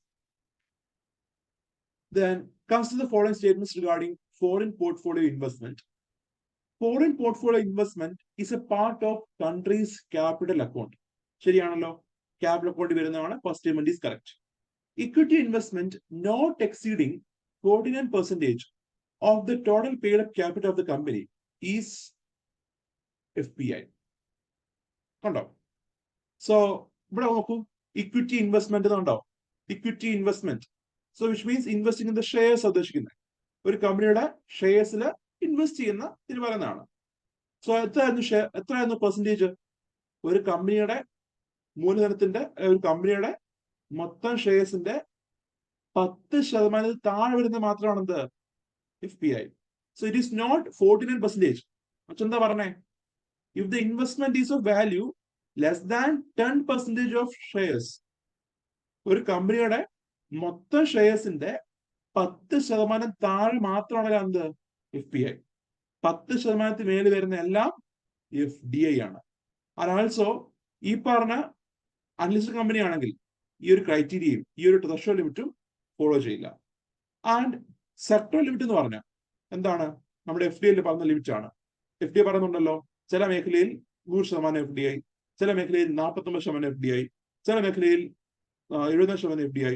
So ഇങ്ങനെ 74% വരെ ലെസ് ദാൻ 10% ഷെയർസ് വെച്ച് ആൾക്കാർക്ക് ഇൻവെസ്റ്റ് ചെയ്യാം, ഡിഫറെന്റ് ഇൻവെസ്റ്റേഴ്സിന് ഇൻവെസ്റ്റ് ചെയ്യാം. ഇപ്പൊ പേഴ്സൺ ഈസ് ഇൻവെസ്റ്റിംഗ് 10% മേലെ ഷെയർസ് വന്നു കഴിഞ്ഞാൽ അതെന്താണ് ട്രീറ്റ് ചെയ്യും? FPI ആയിട്ടല്ല, FDI ആയിട്ടാണ് ട്രീറ്റ് ചെയ്യുന്നത്. സോ ഫസ്റ്റ് സ്റ്റേറ്റ്മെന്റ് ശരിയാണ്, second statement is wrong. Then currency war that are often seen in news. So currency war US-China relation ആണ് പലപ്പോഴും വാർത്തയിൽ വന്നത്. So എന്തായിരുന്നു? A situation in which countries devalued the currency deliberately to make their export competitive. So ഒരു country അവിടുത്തെ domestic currency മനഃപൂർവ്വം deliberately എന്ത് ചെയ്യുന്നു? ഡീവാലുവേറ്റ് ചെയ്യുന്നു. എന്തിനു വേണ്ടിയാണ്? To make their export competitive. ഒരു കൺട്രിയുടെ എക്സ്പോർട്ട് കോമ്പറ്റീറ്റീവ് ആക്കാനായിട്ട് എന്ത് ചെയ്യുന്നു? മനഃപൂർവ്വം കറൻസിയുടെ വാല്യൂ ഡീവാല്യൂ ചെയ്യുന്ന അവസ്ഥ. അതാണെന്ത്? കറൻസി വാർ ഉദ്ദേശിക്കുന്നത്. ഇതെന്താ? രണ്ടു കൂട്ടരും ചെയ്യും. രണ്ടു കൂട്ടരും അങ്ങനെ എന്ത് ചെയ്യാം? മത്സരിച്ച് ചെയ്തുകൊണ്ടിരിക്കുക. രണ്ടു പേർക്കും ബെനിഫിറ്റ് ആവത്തില്ല. And that will go into this crisis. So അതിനകത്ത് പറഞ്ഞല്ലോ ഞാൻ, ഡീവാലുവേഷൻ ഈസ് ആക്ച്വലി എന്തിനു വേണ്ടി ചെയ്യുന്നതാണ്? പ്രൊമോഷൻ ഓഫ് എക്സ്പോർട്ടിന് വേണ്ടിയാണ്. അത് ഡിപ്രീസിയേഷൻ ആയാലും എക്സ്പോർട്ടാ പ്രൊമോട്ട് ചെയ്യുന്നത്, അല്ലേ? ഡിപ്രീസിയേഷൻ എന്താ? എക്സ്പോർട്ട് പ്രൊമോട്ട് ചെയ്യുന്നുണ്ട്. Then arrange the following economic integrations in the increasing order. So ഇതിൽ നിങ്ങൾക്ക് ഒരു രണ്ട് കാര്യം അറിയാമെങ്കിൽ you can actually get the answer. FTA, PTA അതിനെ പറ്റി അറിയാമെങ്കിൽ ബാക്കിയൊന്നും അറിയില്ലെങ്കിലും നിങ്ങൾക്ക് ആൻസർ ചെയ്താൽ. ചോദിച്ചത് എന്താണ്? ഇൻക്രീസിങ് ഓർഡർ ആണ്. ഒരു കൺട്രിയുടെ ഇന്റഗ്രേഷൻ കൂടുന്നതനുസരിച്ചുള്ള എന്താണ് ഒരു അറേഞ്ച്മെന്റ് ആണ് പറഞ്ഞേക്കുന്നത്. സോ ഫസ്റ്റ് വരുന്നത് PT ആണ്, വിച്ച് മീൻസ് 2 ഉള്ള വേറെ ഓപ്ഷൻ ഒന്നും ഇല്ല. ഇവിടെ എല്ലാം എന്താ വേറെ നമ്പർ ആണ്. സോ 2 ഉള്ള ആകെ A മാത്രമേ ഉള്ളൂ. So we can eliminate rest of the 3 options. So PTA വന്നു, ദെൻ FTA വന്നു. അത് കഴിഞ്ഞിട്ട് U can see there will B customs union വരുന്നു, ദെൻ കോമൺ മാർക്കറ്റ് വരുന്നു. സോ നമ്മൾ ഇത് കണ്ടതാണ്. So FTA, PTA, FTA, Comprehensive Economic Partnership Agreement, Comprehensive Economic Cooperation Agreement, then Customs Union, Common Market, Economic and Monetary Union. The answer is A. Then FDI investment in India under government route is approved by which of the following agency? Department of Economic Affairs, DPIIT, Reserve Bank of India. ഏതായിരുന്നു? നമ്മൾ പറഞ്ഞതാണ് FDI can come to India via 2 routes. Automatic route വഴിയും government route വഴി എന്ത് ചെയ്യാം? വിദേശ നിക്ഷേപത്തിന് ഇന്ത്യയിലേക്ക് വരാം. ആൻഡ് ഓട്ടോമാറ്റിക് റൂട്ട് എന്ന് പറയുമ്പോൾ പ്രയർ അപ്രൂവൽ ഓഫ് ഗവൺമെന്റ് മിനിസ്ട്രിയോ ഒന്നും ആവശ്യമില്ല, അല്ലാതെ തന്നെ FDI കൊണ്ടുവരാം. RBI ഒന്ന് അറിയിക്കണമെന്നേ ഉള്ളൂ, അല്ലാതെ അംഗീകാരം ആവശ്യമില്ല. നേരെ മറിച്ച് ഗവൺമെന്റ് റൂട്ട് ആണെങ്കിൽ they have to register in the foreign investment promotion, foreign investment facilitation portal. Foreign investment facilitation പോർട്ടലിനകത്ത് FIFP എന്ന പോർട്ടലിനകത്ത് എന്ത് ചെയ്യണം? രജിസ്റ്റർ ചെയ്യണം. സോ ഫോറിൻ ഇൻവെസ്റ്റ്മെന്റ് ഫെസിലിറ്റേഷൻ പോർട്ടലിനകത്ത് രജിസ്റ്റർ ചെയ്യണം. അതിനുശേഷം DPIIT ഇവരുടെ റിക്വസ്റ്റിനെ അല്ലെങ്കിൽ ഇവരുടെ ആപ്ലിക്കേഷനെ will forward to the concern ministry. ആ മിനിസ്ട്രിയാണ് എന്ത് അംഗീകരിക്കുന്നത്. So you can see the grant or the approval of FDI is given by the concerned ministry of the sector ആണ്. ഏത് സെക്ടറിലേക്കാണ് വന്നത്, ആ സെക്ടർ ഏത് മന്ത്രാലയത്തിൽ വരുന്നതാണോ ആ മന്ത്രാലയമായിരിക്കും എന്ത് ഗവൺമെന്റ് റൂട്ട് വഴിയുള്ള FDIക്ക് അംഗീകാരം നൽകുന്നത്.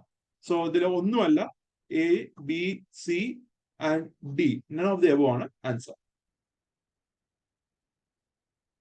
Then consider the following actions which the government can take.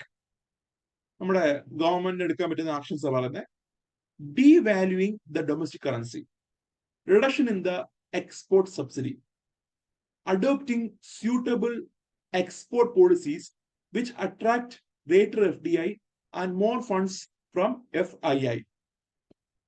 So ചോദ്യം എന്താണ്? Which of the following can reduce current account deficit? So current account deficit കുറയ്ക്കാൻ കഴിയുന്ന ആക്ഷൻ എന്തൊക്കെയാണെന്നാണ്. കറണ്ട് അക്കൗണ്ട് ഡെഫിസിറ്റ് കുറയ്ക്കണമെങ്കിൽ എന്തൊക്കെയാണ് നമുക്ക് വേണ്ടത്? Export should be more than import, അല്ലെങ്കിൽ export minus import, ഈ negative എന്നുള്ളത് അത് കുറയണം, അല്ലെങ്കിൽ നെഗറ്റീവ് നിന്ന് പോസിറ്റീവ് ആകണം, അല്ലെങ്കിൽ ആ നെഗറ്റീവ് വാല്യൂ എന്ത് ചെയ്യണം? കുറയണം. വിച്ച് മീൻസ് ദ ഗ്യാപ്പ്, ഇത് തമ്മിലുള്ള ഗ്യാപ്പ് റെഡ്യൂസ് ചെയ്യുക. That is the core element of reducing current account deficit. First one, devaluing domestic currency. ഒരു കൺട്രിയുടെ ഡൊമസ്റ്റിക് കറൻസി ഡീവാല്യൂ ചെയ്യുമ്പോൾ we can see there will be promotion of export. Export കൂടും. ഒരു കൺട്രിയിലെ export കയറ്റുമതി എന്ത് ചെയ്യും? വർദ്ധിക്കും. ആൻഡ് കയറ്റുമതി വർദ്ധിക്കുമ്പോൾ and you can see when there is increased export there will be more foreign exchange earnings for the country. കൺട്രിയിലേക്ക് എന്താ foreign exchange earnings കൂടും. സോ ഫോറിൻ എക്സ്ചേഞ്ച് ഏർണിങ്സ് കൂടുമ്പോൾ കറണ്ട് അക്കൗണ്ട് ഡെഫിസിറ്റ് എന്ത് ചെയ്യും? കുറയും. സോ ഫസ്റ്റ് സ്റ്റേറ്റ്മെന്റ് ഉണ്ട്. Then adopting suitable policies which attract greater FDI. FDI കൂടുതലേക്ക് വരുന്നു, ഒരു കൺട്രിയിലേക്ക് കൂടുതൽ FDI വരുന്നു, കൂടുതൽ FII വരുന്നു. ആൻഡ് ഇതെല്ലാം എന്താണ്? നമ്മുടെ ഫോറിൻ കറൻസി വരുന്ന സംഭവമല്ലേ, ഫോറിൻ കറൻസിയുടെ ഫ്ലോ ആണ്. ആൻഡ് അതെന്താ? It is actually we can see നമ്മുടെ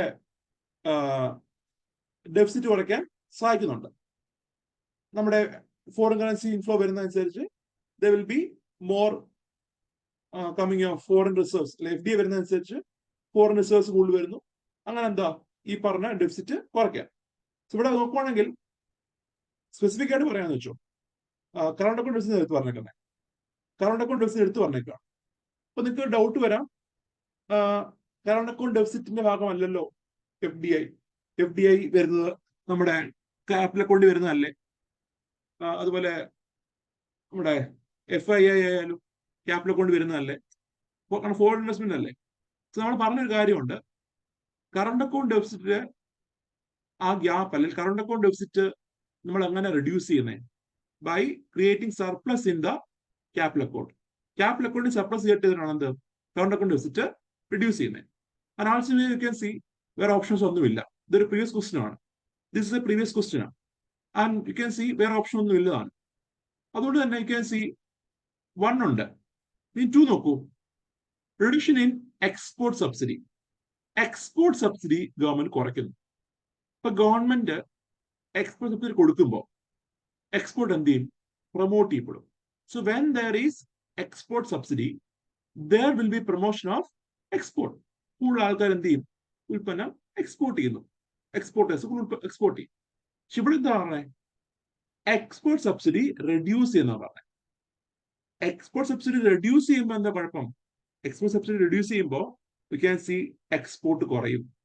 എക്സ്പോർട്ട് കുറയുമ്പോൾ എന്തിനെ സഹായിക്കത്തില്ല? നമ്മുടെ കറണ്ട് അക്കൗണ്ട് ഡെഫിസിറ്റ് കുറയാൻ സഹായിക്കത്തില്ല. 2 എന്തായാലും വരില്ല.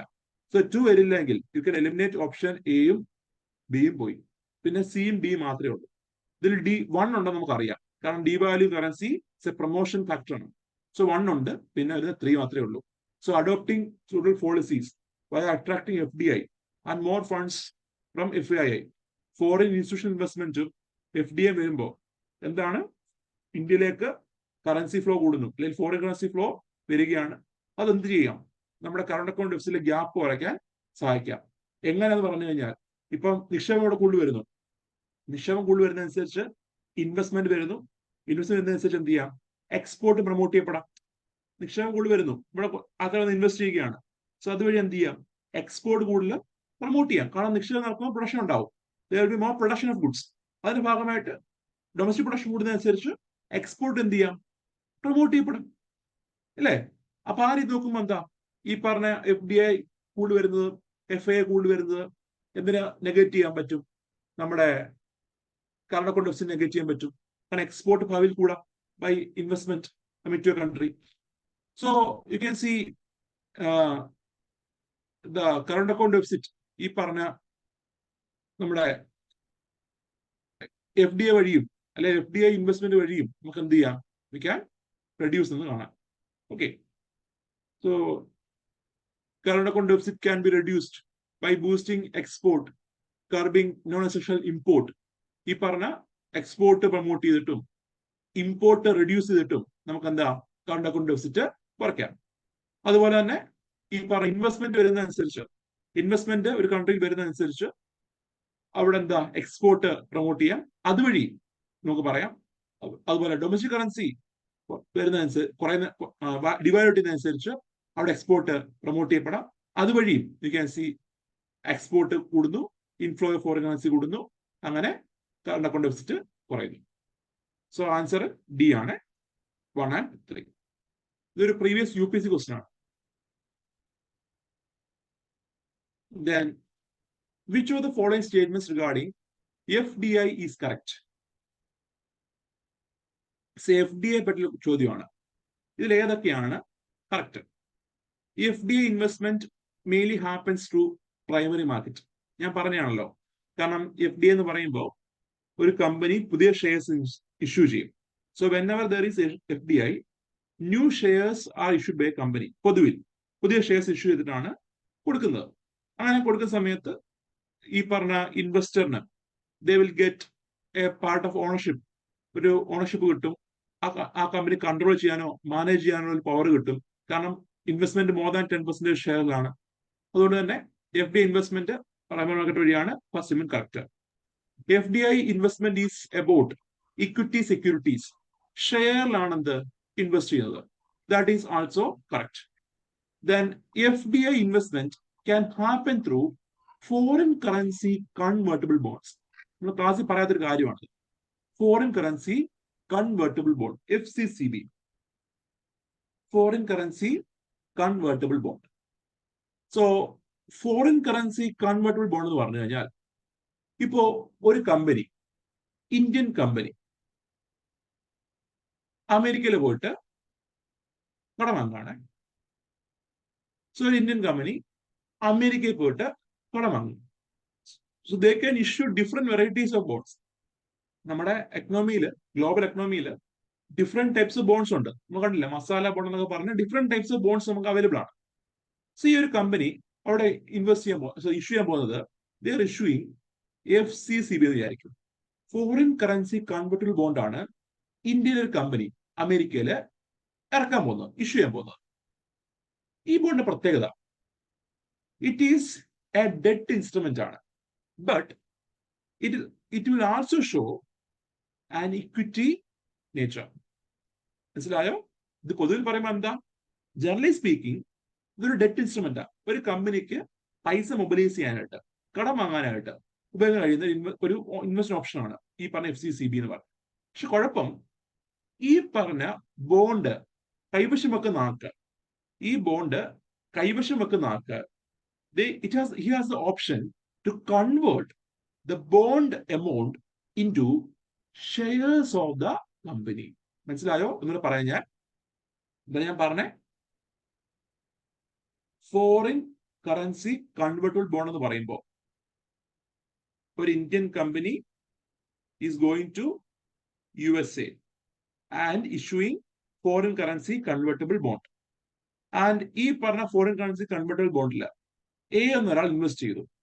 ആൻഡ് സപ്പോസ് ഇന്ത്യൻ കമ്പനിയുടെ name B is the company and A is the investor. And B issue ചെയ്ത foreign currency convertible bond, foreign currency എന്ന് പറയാൻ കാരണം എന്താ, ഒരു ഫോറിൻ കറൻസിയിലാണ് ഇത് ഇഷ്യൂ ചെയ്തത്, ഇപ്പൊ ഡോളറിലാണ് ഇഷ്യൂ ചെയ്തേക്കുന്നത്.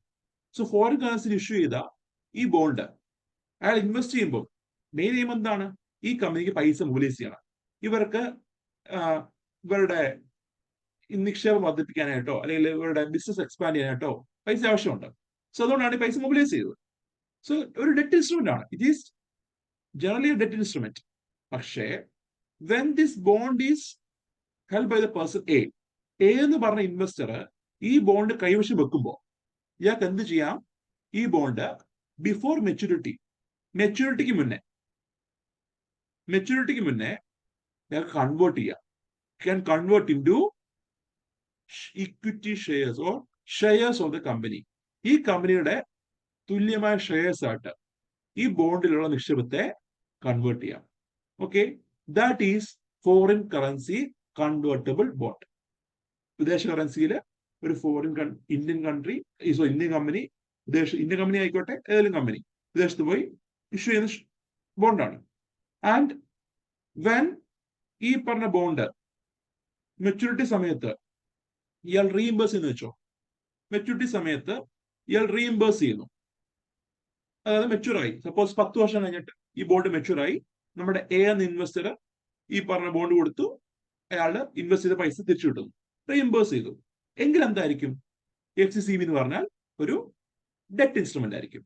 So when money is reimbursed, പൈസ റീഇംബേഴ്സ് ചെയ്യുന്ന വെച്ചോ, ഇൻവെസ്റ്റ് ചെയ്ത പൈസ റീഇംബേഴ്സ് ചെയ്യുകയാണെങ്കിൽ അത് ഡെറ്റ് ഇൻസ്ട്രുമെന്റ് ആണ്.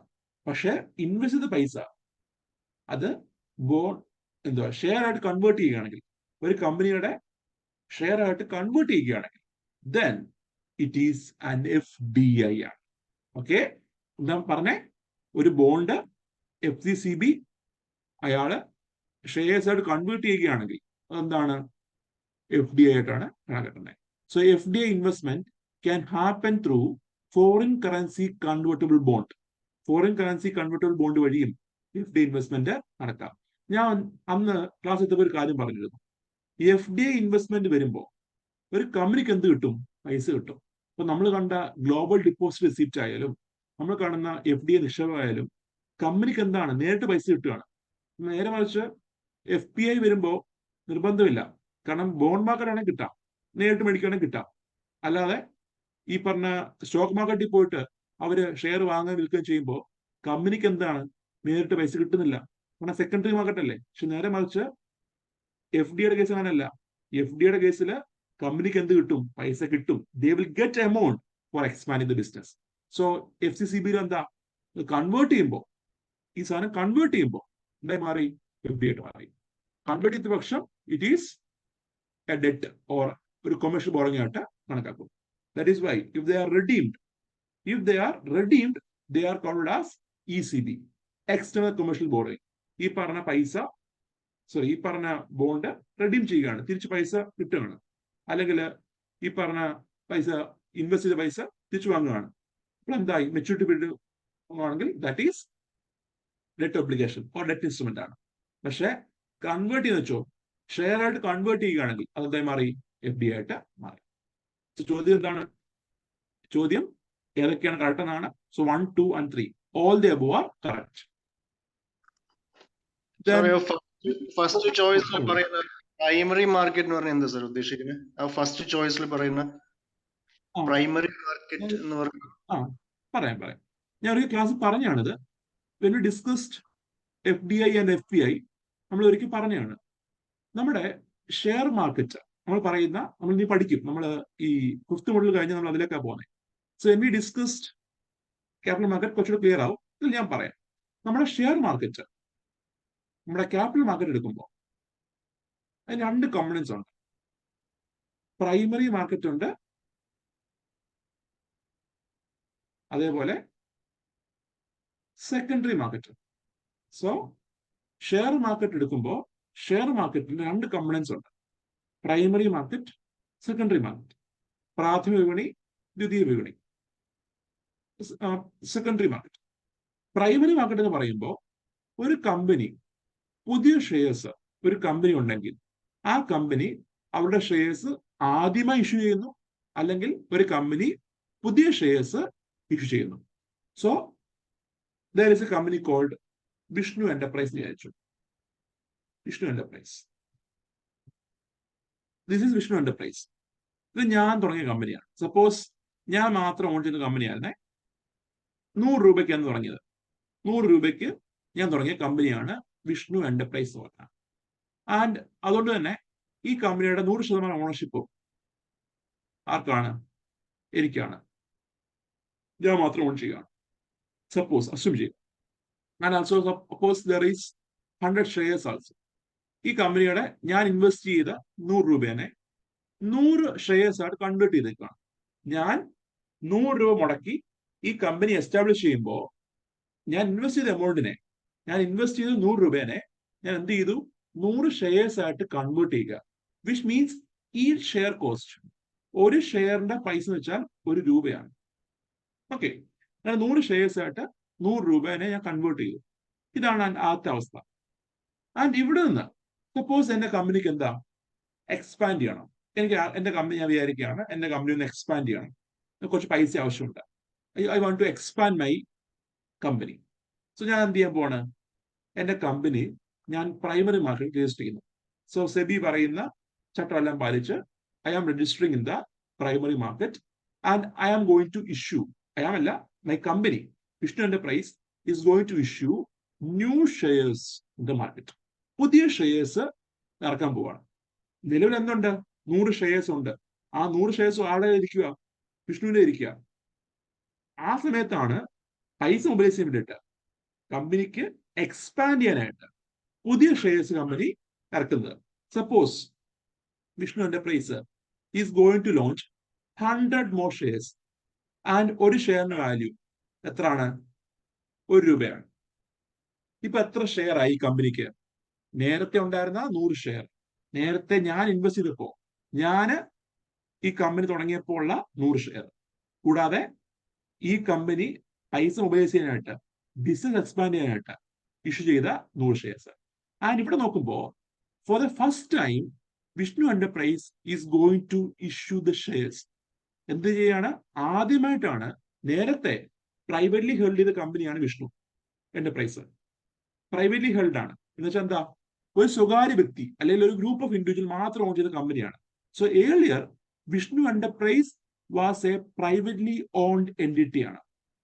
ഒരു സ്വകാര്യ വ്യക്തി മാത്രമായിട്ടോ അല്ലെങ്കിൽ കുറച്ചു പേര് മാത്രം ഓൺ ചെയ്ത കമ്പനിയാണ്. അവിടെ നിന്നാണ് ഈ കമ്പനി എന്ത് ചെയ്യാൻ പോകുന്നത്? ഷെയർസ് ഇഷ്യൂ ചെയ്യുന്നത്. ആദ്യമായിട്ട് എന്ത് ചെയ്യുന്നു? ഷെയർസ് ഇഷ്യൂ ചെയ്യുന്നത്. ആൻഡ് യു ക്യാൻ സി ഈ ഷെയർസ് ഇഷ്യൂ ചെയ്യുമ്പോൾ എന്താ പ്രത്യേകത? ന്യൂ ഷെയർസ് ആണ് ഇഷ്യൂ ചെയ്യുന്നത്. നേരത്തെ 100 ഷെയർ ഉണ്ട്, ന്യൂ ഷെയർസ് ആയിട്ടാണ് എന്ത്? ന്യൂ ഷെയർസ് ആണ് ഇഷ്യൂ ചെയ്യുന്നത്. ആൻഡ് ഇപ്പൊ ഷെയർസ് എത്രയായി? 100 പ്ലസ് 100 മൊത്തം 200 ഷെയർസ് ഇപ്പൊ മാർക്കറ്റിൽ വന്നു. അതിന് അതിൽ 100 ഓൺ ചെയ്യുന്ന ആരാ? ഞാനാണ്. 100 ആൾക്കാർക്ക് എന്ത് ചെയ്യാം? ഇൻവെസ്റ്റ് ചെയ്യാം. ആ സമയത്ത് പ്രൈവറ്റ് ഹെൽഡ് കമ്പനിയായ എന്റെ Vishnu enterprise will convert into a publicly owned company ആയി മാറും. പബ്ലിക്ലി ഓൺഡ് കമ്പനി ആയിട്ട് എന്റെ കമ്പനി എന്ത് ചെയ്യും? കൺവേർട്ട് ചെയ്യപ്പെടും. കാരണം എന്റെ 100 ഷെയർസ് ബാക്കിയുള്ളതിലേക്ക് പോയി. അത് മാത്രമല്ല, ഈ ഒരു ഷെയർ എക്സ്ട്രാ ഇഷ്യൂ ചെയ്തപ്പോ എന്താ ഉണ്ടായത്? ഇവിടെ എന്റെ ഓണർഷിപ്പ് കുറഞ്ഞില്ലേ?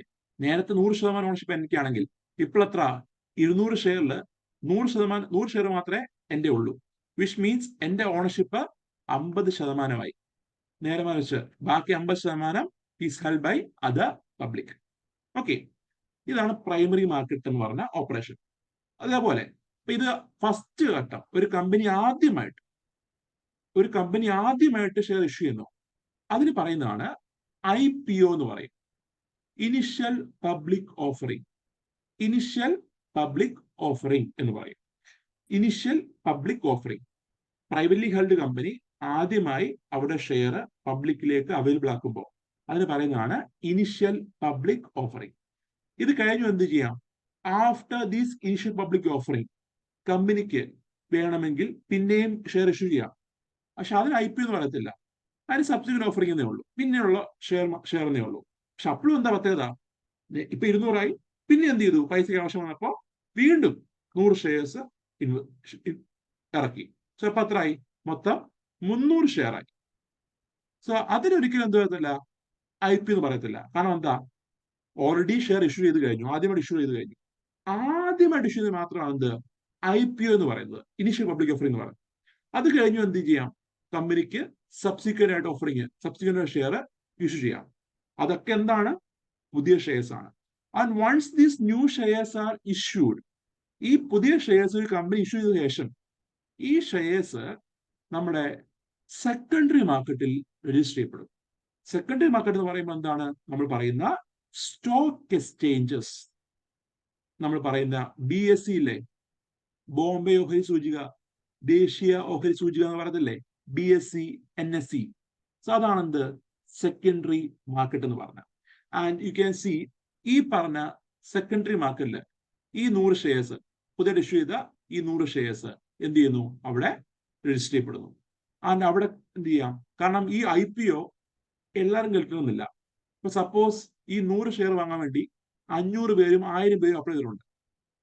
പറയാണ് ഒരാൾക്ക് ഒരു ഷെയർ വെച്ച് കിട്ടുമെന്ന് പറഞ്ഞു. അപ്പൊ നോക്കുമ്പോൾ എന്താ? കുറച്ചു പേർക്ക് ഷെയർ കിട്ടാണ്ടിരിക്കും. കാരണം when there is a hike in demand, load ബേസിലായിരിക്കും എന്ത്? ഈ ഷെയർ ഇഷ്യൂ ചെയ്യുന്നത്. അപ്പൊ എന്താ? കിട്ടാതിരിക്കാം. അങ്ങനെയുള്ള ആളുകൾക്ക് അവസരം ഒരുക്കുകയാണ് എന്ത്? സ്റ്റോക്ക് ഒരുക്കുന്നത്. ഈ 100 ഷെയർ ഉള്ള ആൾക്കാർക്ക് എന്ത് ചെയ്യാം? അവിടെ വെച്ച് ട്രേഡ് ചെയ്യാം. ബോംബെ സ്റ്റോക്ക് എക്സ്ചേഞ്ചിലോ NSE വെച്ച് എന്ത് ചെയ്യാം? They can trade the shares. അങ്ങനെ ട്രേഡ് ചെയ്യുമ്പോൾ കമ്പനിക്ക് എന്ത് കിട്ടത്തില്ല? പൈസ കിട്ടത്തില്ല. എന്നാൽ ഇവിടെ കമ്പനിക്ക് പൈസ കിട്ടും. ഈ 100 ഷെയർ പുതിയ ഇഷ്യൂ ചെയ്യുമ്പോൾ at this moment company is getting പൈസ. എന്നാൽ ഈ ട്രേഡ് ചെയ്യപ്പെടുമ്പോൾ എന്തേ ഉള്ളൂ? ഡിമാൻഡ് അനുസരിച്ച്, ഡിമാൻഡും സപ്ലൈ അനുസരിച്ച് എന്താ? ഈ ഷെയറിന്റെ പ്രൈസ് ചേഞ്ച് ചെയ്തുകൊണ്ടിരിക്കും, ഫ്ലക്ച്വേറ്റ് ചെയ്യും. There will be fluctuations in the share price. And അങ്ങനെ ഷെയർ പ്രൈസ് ഫ്ലക്ച്വേറ്റ് ചെയ്യുമ്പോൾ കമ്പനിക്ക് പൈസ കിട്ടുന്നുണ്ടോ? ഇല്ല. പക്ഷെ എന്താ? കമ്പനിയുടെ ആസ്തി കൂടും, അസറ്റ് സൈസ് കൂടും. സപ്പോസ് നേരത്തെ ഇഷ്യൂ ചെയ്തപ്പോ എത്ര? 1 രൂപയ്ക്ക് ഇഷ്യൂ ചെയ്തത്. എന്നാൽ ബിക്കോസ് ഓഫ് ഡിമാൻഡ് ഈ ഷെയറിന്റെ വാല്യൂ എത്രയായി? 2 രൂപയാണെന്ന് വെച്ചോ. സോ മുൻപ് 1 രൂപയായിരുന്നു, ഇപ്പൊ എത്രയായി? 2 രൂപയായി. ഇപ്പൊ മൊത്തം എത്ര ഷെയർ ഉണ്ട്? മൊത്തം 200 ഷെയർ ഉണ്ട്. നേരത്തെ ഈ കമ്പനിയുടെ വാല്യൂ പറഞ്ഞാൽ എത്ര? 200 ഇൻറ്റു 1 രൂപ. 200 രൂപയായിരുന്നു ഈ കമ്പനിയുടെ വാല്യൂ എങ്കിൽ സ്റ്റോക്ക് എക്സ്ചേഞ്ചിൽ ട്രേഡ് ചെയ്യപ്പെട്ടപ്പോ ഈ പറഞ്ഞ ഷെയറിന്റെ പ്രൈസ് 2 രൂപയായപ്പോ എന്തായി വാല്യൂ? ഇപ്പോ 200 ഷെയർ ഇൻറ്റു 2 രൂപ, വിച്ച് മീൻസ് 400 രൂപയായിട്ട് ഈ കമ്പനിയുടെ ഷെയർ അല്ലെങ്കിൽ ഈ കമ്പനിയുടെ മൂല്യം, വാല്യൂ ഉയർന്നു. ആൻഡ് ഇങ്ങനെയാണ് നമ്മുടെ അദാനിയുടെ ഒക്കെ പൈസ കൂടിയത്. അദാനിയുടെ കയ്യിൽ പൈസ ഇട്ടല്ല, മറിച്ച് Adani is the major stake holder or major share holder of Adani enterprise. അദാനിയുടെ പല പല സ്ഥാപനങ്ങളിലെ മേജർ ഷെയർ ഹോൾഡർ ആരാ? അദാനിയ. ഈ പല സ്ഥാപനങ്ങളുടെ ഷെയർ പ്രൈസ് വർദ്ധിക്കുമ്പോൾ അദാനി കീപ്പ് ചെയ്യുന്ന ഷെയറിന്റെ പ്രൈസും വർദ്ധിക്കും. അങ്ങനെ വരുമ്പോൾ എന്താ ഈ പറഞ്ഞ ഗ്ലോബൽ ലെവലില് ഇടയ്ക്ക് എന്താ ടോപ്പ് 5 ലിസ്റ്റിലൊക്കെ അദാനി വന്നു. എങ്ങനെയാണ്? Only because of the hike in the share price. അംബാനിയുടെ കേസും അങ്ങനെ തന്നെ. ഓക്കെ, സോ ഞാൻ പണ്ടൊരിക്കൽ പറഞ്ഞാണ്. ക്ലിയർ ആണോ സാർ? അതെ സാർ. അപ്പം സാറേ ഈ ന്യൂ ഷെയർസ് ഇഷ്യൂ ചെയ്യുമ്പോഴും IPO ഇഷ്യൂ ചെയ്യുമ്പോഴും ഈ സ്റ്റോക്ക് മാർക്കറ്റിൽ രജിസ്റ്റർ ചെയ്യണമെന്ന് ഉള്ളത് നിർബന്ധമാണോ? അതില്ലാതെ തന്നെ അതെ രജിസ്റ്റർ ചെയ്യണം. Once the shares are issued അത് സ്റ്റോക്ക് മാർക്കറ്റ് രജിസ്റ്റർ ചെയ്യും. അതിനൊരു ഡേറ്റ് കാണും. ഇപ്പം IPO ഇഷ്യൂ നമ്മൾ IPO ഒക്കെ വാങ്ങാനായിട്ട് നോക്കുമ്പോൾ ഞാൻ LIC IPO വാങ്ങിച്ചിട്ടുണ്ട്. LICയുടെ IPO ഉണ്ടല്ലോ, വാങ്ങിച്ചതാണ്. അപ്പൊ ആ ഒരു ഡേറ്റ് തരും നമുക്ക്. ഇന്ന ഡേറ്റിൽ അത് അപ്ലൈ ചെയ്യണമെന്നുണ്ട്. അപ്പൊ നമ്മൾ അപ്ലൈ ചെയ്ത് കഴിഞ്ഞ അവർ ഈ കുറെ ഡിമാൻഡ് ഉണ്ടെങ്കിൽ എന്താ ലോട്ട് വെച്ചായിരിക്കും നമുക്ക് അലോട്ട് ചെയ്യുന്നത്. അലോട്ട് ചെയ്ത ശേഷം there will be a date in which these stocks are listed in the exchange. നമുക്ക് ഇഷ്യൂ ചെയ്ത ഈ ഷെയർസ് നമ്മൾ സ്റ്റോക്ക് എക്സ്ചേഞ്ച് ലിസ്റ്റ് ചെയ്യുന്ന ഒരു ഡേറ്റ് കാണും. അത് ഒരു ദിവസം 2 ദിവസമായിട്ടായിരിക്കും ആ ലിസ്റ്റ് ചെയ്യും. ആ ലിസ്റ്റിംഗ് ഡേയിൽ യു ക്യാൻ സീ ഇതിന്റെ പ്രൈസ് കൂടുതൽ കുറഞ്ഞ് കാണാൻ പറ്റും. പിന്നെ ട്രേഡ് ചെയ്യാം. നമുക്ക് ഇഷ്ടാനുസരണം എന്ത് ചെയ്യാം, നമുക്ക് വാങ്ങാനും വിൽക്കാനും പറ്റും. ഓക്കെ, ക്ലിയർ ആണോ?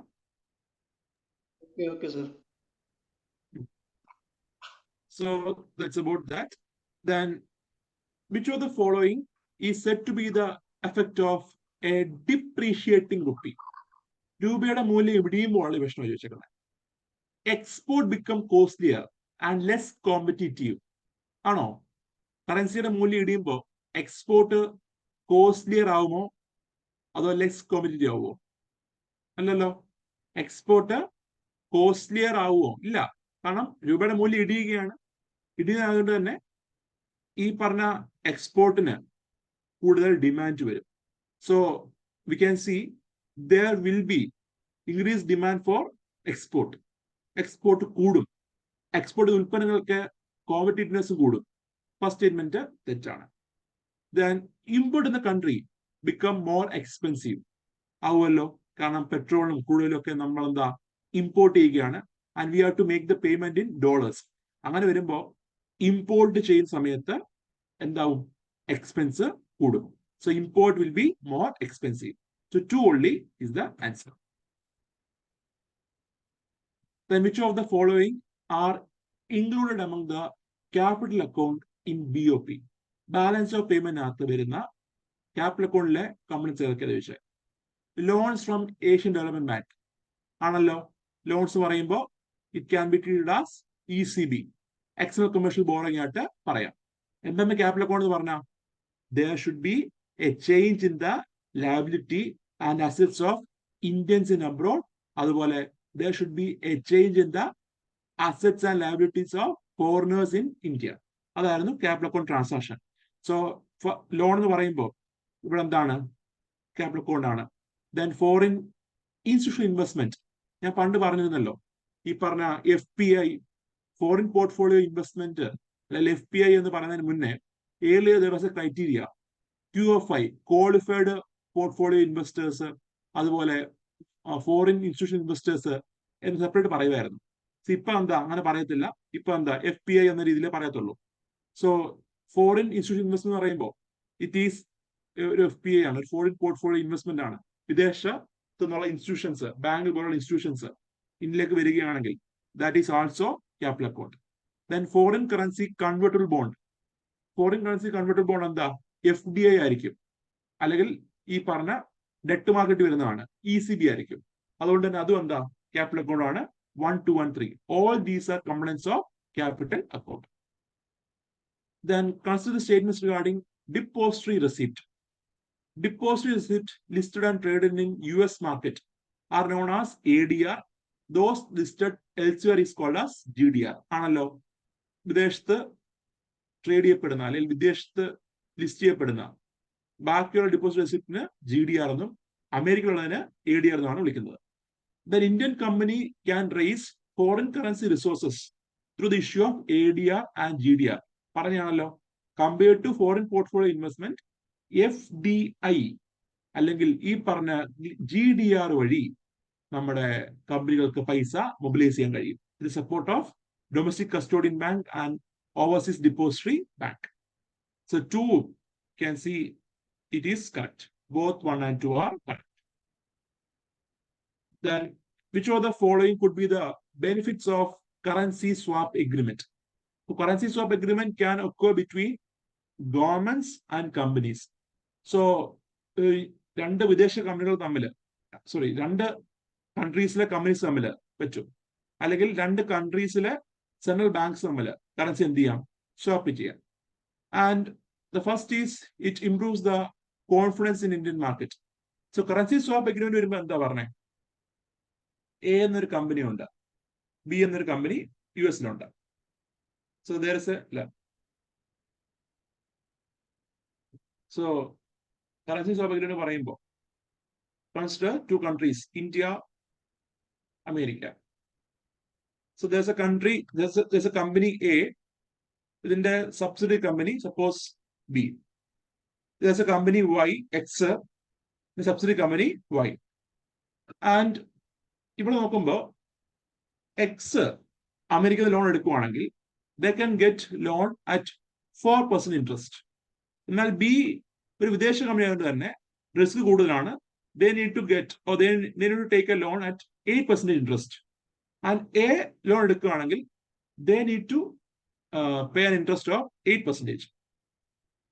അതുപോലെ Y അമേരിക്കൻ കമ്പനിയാണ്, അമേരിക്കൻ കമ്പനി ഇന്ത്യയിൽ ലോൺ എടുക്കുകയാണെങ്കിൽ they need to pay 12% എന്ന് വെച്ചു.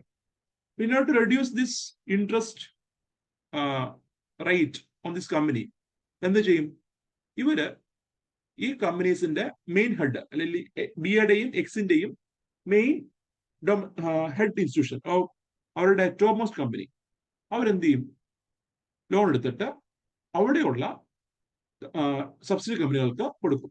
ഉദാഹരണം പറയുമ്പോൾ എക്സ് ലോൺ എടുത്തിട്ട് ബിക്ക് കൊടുക്കും, എ ലോൺ എടുത്തിട്ട് വൈക്ക് കൊടുക്കും.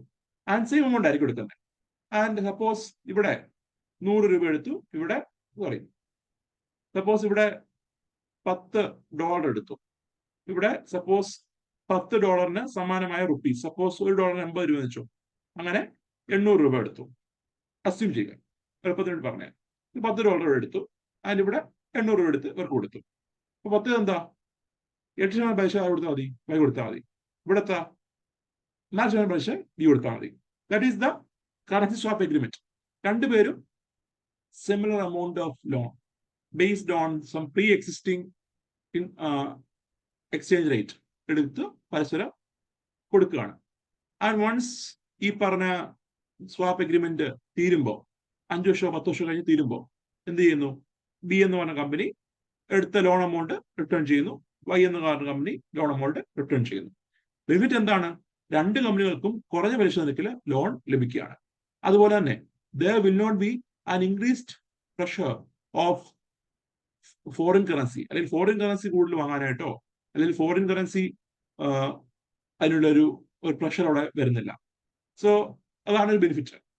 അതുപോലെ കൺട്രീസ് തമ്മിൽ എന്ത് ചെയ്യാം, ഇതുപോലെ സ്വാപ്പ് ചെയ്യാം. Central banks of different countries, ഇപ്പം ഞാനന്ന് പറഞ്ഞ ഇന്ത്യ ജപ്പാൻ തമ്മിലുണ്ടായിരുന്നു, ഇന്ത്യ ജപ്പാൻ തമ്മിൽ. ആൻഡ് ഈ swap agreement can happen either in the domestic company, this swap agreement can happen either in the domestic currencies of these two countries. ഈ രണ്ട് കൺട്രീസിന്റെ domestic currency തമ്മിൽ എന്ത് ചെയ്യാം, സ്വാപ്പ് ചെയ്യാം, അല്ലെങ്കിൽ മറ്റൊരു തേർഡ് കറൻസിയുടെ എന്ത് ചെയ്യാം, സ്വാപ്പ് ചെയ്യാം. ഇന്ത്യ ജപ്പാൻ കറൻസി സ്വാപ്പ് അഗ്രിമെന്റിനകത്ത് എന്താ ഉണ്ടായത്, ഇന്ത്യ ജപ്പാനുമായിട്ടൊരു കരാർ ഇട്ടു, അത് പ്രകാരം അമേരിക്കൻ ഡോളറിലാണ് ആ സ്വാപ്പ് ക്രിയേറ്റ് ചെയ്തത്. സോ $, ഈ പറഞ്ഞ സ്വാപ്പ് ക്രിയേറ്റ് ചെയ്തത്. And you can see, suppose 2010 2015 കൊണ്ടാണ് 2018 ആണ് എഗ്രിമെന്റ് വരുന്നത്. ആൻഡ് യു ക്യാൻ സി എന്താ, സപ്പോസ് $100 ജപ്പാന് ഇന്ത്യക്ക് ക്രെഡിറ്റ് കൊടുക്കുന്നു. സോ ജപ്പാൻ വിൽ ഗീവ്, ജപ്പാന്റെ central bank will give $100, assume ചെയ്യുക, is giving $100 then of credit to India.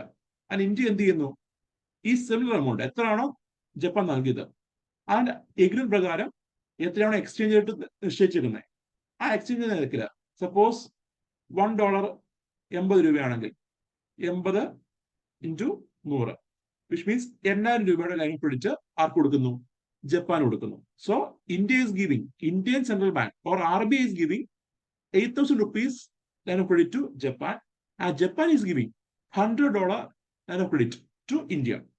And ഇവിടെ കറൻസി എക്സ്ചേഞ്ച് റേറ്റ് എന്താ? ഫിക്സ്ഡ് ആണ്. The exchange rate is fixed ആണ്. ആൻഡ് ഈ പറഞ്ഞ ജപ്പാന് സപ്പോസ് ഇന്ത്യയിൽ നിന്നെങ്കിലും ഇമ്പോർട്ട് ചെയ്യുമ്പോൾ they can use this 8,000 rupees. അവരുടെ കയ്യിലുള്ള ഈ 8,000 രൂപ എന്ത് ചെയ്യാം? അവർക്ക് വേണമെങ്കിൽ ഉപയോഗിച്ച് പേയ്മെന്റ് നടത്താം. ആൻഡ് എത്ര രൂപയാണോ ഈ ലൈൻ ഓഫ് ക്രെഡിറ്റിൽ നിന്ന് പിൻവലിച്ചേക്കുന്നത്, അത്രയും രൂപയ്ക്ക് മാത്രം ജപ്പാൻ പലിശ കൊടുക്കുക. സപ്പോസ് ഈ 8,000 നിന്ന് 6,000 രൂപ ജപ്പാൻ പിൻവലിച്ചു എന്ന് വിചാരിച്ചു ഫോർ വേരിയസ് പേയ്മെന്റ്സ്. സോ ഈ 6,000 രൂപയ്ക്ക് എന്ത് ചെയ്യണം? എത്രയാണോ പലിശ പറയുന്നത്, ഇന്ത്യ ജപ്പാൻ എഗ്രിമെന്റ് എത്രയാണോ പലിശ പറയുന്നത്, ആ പലിശ പ്രകാരം ഇൻട്രസ്റ്റ് പേ ചെയ്യണം. ആ സപ്പോസ് ഇന്ത്യയുടെ കേസ് പറയുമ്പോൾ $100 ലൈൻ ഓഫ് ക്രെഡിറ്റ് ഇന്ത്യക്ക് നൽകി. ആൻഡ് ഇന്ത്യ എന്ത് ചെയ്തു? ഈ $100 $80 പിൻവലിച്ചിരുന്നു ഫോർ വേരിയസ് പേയ്മെന്റ്സ്. സോ ഈ $80 ഈ പറഞ്ഞ പീരീഡില്, ഈ പറഞ്ഞ സ്വാപ്പ് എഗ്രിമെന്റ് പീരീഡില് ഇന്ത്യ എന്ത് ചെയ്യണം? പലിശ ഫോർ ഇൻട്രസ്റ്റ് നൽകണം. സോ വി ക്യാൻ സി ഈ ഇൻട്രസ്റ്റ് എല്ലാം പ്രീ ഡിറ്റർമിൻഡ് ആയിരിക്കും. And once the swap agreement is reverse, once the swap agreement is over, swap എന്ത് ചെയ്യും? റിവേഴ്സ് ചെയ്യും. ഈ എമൗണ്ട് ഇന്ത്യ തിരിച്ചു കൊടുക്കും. എത്രയാണോ പിൻവലിച്ച എമൗണ്ട്, ഈ $100 ജപ്പാന് കൊടുക്കും. ആൻഡ് 8,000 രൂപ തിരിച്ച് ഇന്ത്യക്ക് കൊടുക്കും. പലിശ കൊടുക്കുന്നുണ്ടാവും. അതിനൊപ്പം തന്നെ ഈ പറഞ്ഞ 8,000 രൂപ എത്രയാണോ ലൈൻ ഓഫ് ക്രെഡിറ്റ് നൽകിയത്, അത് തിരിച്ചെന്ത് ചെയ്യും? റിവേഴ്സ് ആവും. അതുപോലെ ഇന്ത്യക്ക് നൽകിയിരുന്ന $100 റിവേഴ്സ് ആവും. എന്ത് ബെനിഫിറ്റ് എന്ന് വെച്ച് കഴിഞ്ഞാൽ, ഇപ്പൊ ഈ $100 ഇരിക്കുന്ന സമയങ്ങളിൽ സപ്പോസ് 5 വർഷം 10 വർഷം ആയിരിക്കും എഗ്രിമെന്റ് വരുന്നത്. ഇത്രയും കാലം എന്ത് ചെയ്യാം? RBIക്ക് മാർക്കറ്റിലെ ഡിമാൻഡ് സപ്ലൈ ഗ്യാപ്പ് അല്ലെങ്കിൽ ഡിമാൻഡ് മീറ്റ് ചെയ്യാൻ വേണ്ടി എന്ത് ചെയ്യാം? ഈ പൈസ എടുത്ത് ഉപയോഗിക്കാം. ഈ പൈസ എടുത്ത് പമ്പ് ചെയ്യാം. അപ്പൊ നേരത്തെ കേസിൽ എന്താ? മാർക്കറ്റ് ഡിമാൻഡ് സപ്ലൈ ഗ്യാപ്പ് അനുസരിച്ച് പലപ്പോഴും എന്തുണ്ടാവും? രൂപയുടെ മൂല്യം ഇടിയാം. പക്ഷെ അത് പ്രിവെന്റ് ചെയ്യാൻ പറ്റും. കാരണം ഈ $100 ക്രെഡിറ്റ് ഇരിക്കുക RBIയിൽ. സോ ഇൻ കേസ് നമ്മുടെ എക്സ്പോർട്ടറിന് അല്ലെങ്കിൽ ഇമ്പോർട്ടറിന് ഡോളറിന് ആവശ്യം വരുന്നു, RBIക്ക് എന്ത് ചെയ്യാം? ഈ പൈസ അവർക്ക് കൊടുക്കാം. അതുപോലെ once this is over, once ഈ ഒരു എഗ്രിമെന്റ് ഓവർ കഴിയുമ്പോൾ RBIയുടെ കയ്യിലുള്ള ഡോളർ എടുത്ത് റിസർവ് ആയിരിക്കാം, അല്ല RBI കീപ്പ് ചെയ്യുന്ന ഡോളർ ആയിരിക്കാം, അതെടുത്ത് എന്ത് ചെയ്യാം? പൈസ തിരിച്ചു കൊടുക്കാം. സോ ഈ ഒരു സ്വാപ്പ് ടൈം പീരീഡില് രൂപയുടെ മൂല്യം ഇടിയുന്നത് എന്ത് ചെയ്യാം? പ്രിവെന്റ് ചെയ്യാം. സ്വാപ്പ് ടൈം പീരീഡില് രൂപയുടെ മൂല്യം ഇടിയുന്നത് താഴേക്ക് പോകുന്നത് RBIക്ക് എന്ത് ചെയ്യാം? കൺട്രോൾ ചെയ്യാൻ പറ്റും. ആൻഡ് യു ക്യാൻ സി ഈ ഒരു നോളജ് വെച്ച് we can answer this question. So which of the following could be the benefits of currency swap agreement? It improves the confidence in Indian market. ഇല്ലേ? നമ്മുടെ രൂപ stable ആവുകയാണ്, രൂപയുടെ മൂല്യം ഇടിയുന്നില്ല. അതെന്ത് ക്രിയേറ്റ് ചെയ്യുന്നു? ഇന്ത്യൻ മാർക്കറ്റിൽ ഒരു കോൺഫിഡൻസ് ക്രിയേറ്റ് ചെയ്യുകയാണ്. So when our rupee is less volatile, when our rupee is less depreciating, it will create a confidence in the Indian market. So improves the confidence in Indian market is one of the benefit. Then brings down the cost of capital for Indian entities while accessing the foreign capital market. വിദേശ മാർക്കറ്റില് loan എടുക്കുമ്പോൾ കുറഞ്ഞ പലിശക്ക് എന്ത് കിട്ടും? Indian കമ്പനികൾക്ക് loan കിട്ടില്ലേ? ഇപ്പൊ നമ്മൾ പറഞ്ഞല്ലോ. സോ 2 ശരിയാണ്. Then it aids in bringing greater stability to foreign exchange. So foreign exchange ഒരു സ്റ്റെബിലിറ്റി ബ്രിങ് ചെയ്യാനായിട്ട് നമ്മുടെ കറൻസി സ്വാപ്പ് എഗ്രിമെന്റിന് കഴിയും. So 1, 2 and 3 all of these are the benefits of currency swap agreement. So നമ്മൾ already discuss ചെയ്തതാണ്. ഇത് clear അല്ലേ? So എല്ലാം എന്താണ്? ബെനിഫിറ്റ് ആണ്. Then next is, which of the following constitute capital account? Foreign loans, foreign direct investment, portfolio investment. 1, 2, 4 ഇത് മൂന്നും എന്താണ്? ക്യാപിറ്റൽ ഇൻവെസ്റ്റ്മെന്റ് ആണ്. എന്നാൽ 3 നോക്കൂ, പ്രൈവറ്റ് റെമിറ്റൻസ് പറഞ്ഞാൽ ഇറ്റ് ഈസ് ട്രാൻസ്ഫേഴ്സ് ആണ്. ട്രാൻസ്ഫേഴ്സ് എന്ന് പറയുമ്പോൾ it is a part of എന്താണ്? കറണ്ട് അക്കൗണ്ട് ആണ്. സോ 1, 2, 4 ആൻസർ ആണ്. B is the right answer. Then foreign portfolio ഇൻവെസ്റ്റ്മെന്റിനെ പറ്റിയാണ് അടുത്ത ചോദ്യം. Foreign portfolio investment is mainly in secondary market ആണല്ലോ, നമ്മൾ പറഞ്ഞതാണ്. കാരണം FPI can happen in all market. Primary മാർക്കറ്റിലും സെക്കൻഡറി മാർക്കറ്റിലും എന്ത് ചെയ്യാം, ഇഫ്പിക്ക് പങ്കെടുക്കാൻ പറ്റും. ഒരു ഫോറിൻ പോർട്ട്ഫോളിയോ ഇൻവെസ്റ്ററിന് എവിടെയൊക്കെ പറ്റും? പ്രൈമറി മാർക്കറ്റിൽ പറ്റും. കാരണം IPO ഇഷ്യൂ ചെയ്യുമ്പോൾ അവർക്ക് വേണമെങ്കിൽ ഇൻവെസ്റ്റ് ചെയ്യാം. അതുപോലെ ബോണ്ട് ആദ്യമായി ഇഷ്യൂ ചെയ്യുമ്പോൾ അവർക്ക് വേണമെങ്കിൽ ഇൻവെസ്റ്റ് ചെയ്യാം. സോ പ്രൈമറി മാർക്കറ്റ് എന്ന് പറയുമ്പോൾ എന്താ? New shares, new bonds, new securities, ഇവയെല്ലാം ആദ്യമായി ഇഷ്യൂ ചെയ്യുന്ന മാർക്കറ്റാണ് പ്രൈമറി മാർക്കറ്റ്. അത് കഴിഞ്ഞ് ഈ പറഞ്ഞ ബോണ്ടുകൾ പിന്നീട് എന്ത് ചെയ്യുന്നു? സെക്കൻഡറി മാർക്കറ്റിൽ ട്രേഡ് ചെയ്യപ്പെടുന്നു. വാങ്ങുകയും വിൽക്കുകയും മൾട്ടിപ്പിൾ ടൈം ട്രേഡ് ചെയ്യപ്പെടുന്നു. ദാറ്റ് ഈസ് വൈ നമ്മൾ പണ്ടാണല്ലോ when we discussed the money market instruments, ഞാൻ പലതിനും പറഞ്ഞിരുന്നു it is tradable in nature, which means എന്താ? ഇത് സ്റ്റോക്ക് മാർക്കറ്റിൽ രജിസ്റ്റർ ചെയ്ത് കഴിഞ്ഞ് എന്ത് ചെയ്യാം? മൾട്ടിപ്പിൾ ടൈം വാങ്ങാനും വിൽക്കാനും കഴിയുന്നതാണ്. ഇപ്പൊ ഗവൺമെന്റ് സെക്യൂരിറ്റി ഒക്കെ എന്താ? ട്രേഡബിൾ ആണ്. സോ ഈ പറഞ്ഞ ഫോറിൻ പോർട്ട്ഫോളിയോ ഇൻവെസ്റ്റ്മെന്റ് നോക്കിക്കഴിഞ്ഞാൽ even though they can participate both primary and secondary, majority നടക്കുന്നത് എവിടെയാണ്? സെക്കൻഡറി തന്നെയാണ്. സോ മെയിൻലി ചോദിച്ചിരുന്നത് ഒള്ളി എന്ന് പറഞ്ഞാൽ തെറ്റായാണ്. ഇറ്റ് ഈസ് ഒള്ളി എന്ന് പറഞ്ഞു കഴിഞ്ഞാൽ സെമ തെറ്റായാണ്. ചോദിച്ചാൽ എന്തേ ഉള്ളൂ? മെയിൻലി കോൺസെൻട്രേറ്റഡ് എന്ന് പറഞ്ഞത്. U can see first statement is correct. Then FPI investment may also happen through primary market. ശരിയാണല്ലോ, പ്രൈമറി മാർക്കറ്റ് വഴിയും നടക്കാം. They can invest both in debt and equity. പറഞ്ഞല്ലേ ഉള്ളൂ, ബോണ്ട് ഇൻവെസ്റ്റ് ചെയ്യാം, ഷെയർ ഇൻവെസ്റ്റ് ചെയ്യാം. So all the three statements are correct. D is the right answer. Then which of the following statements regarding inward duty structure is correct? എന്താണ് inward duty structure? Finished ഗുഡ്സിന് മേലെ low tax, raw materialsന് മേലെ high tax. So it makes the domestic manufactured goods less competitive against finished product imported in the domestic market. എന്ന് പറഞ്ഞല്ല ഞാൻ. ഇപ്പൊ സോളാറിന്റെ panels നമ്മൾ import ചെയ്യുമ്പോൾ അതിന് മേലെ എന്തായിരുന്നു? ടാക്സ് കുറവാണ്. Which makes the companies to import more solar panels or finished goods from abroad.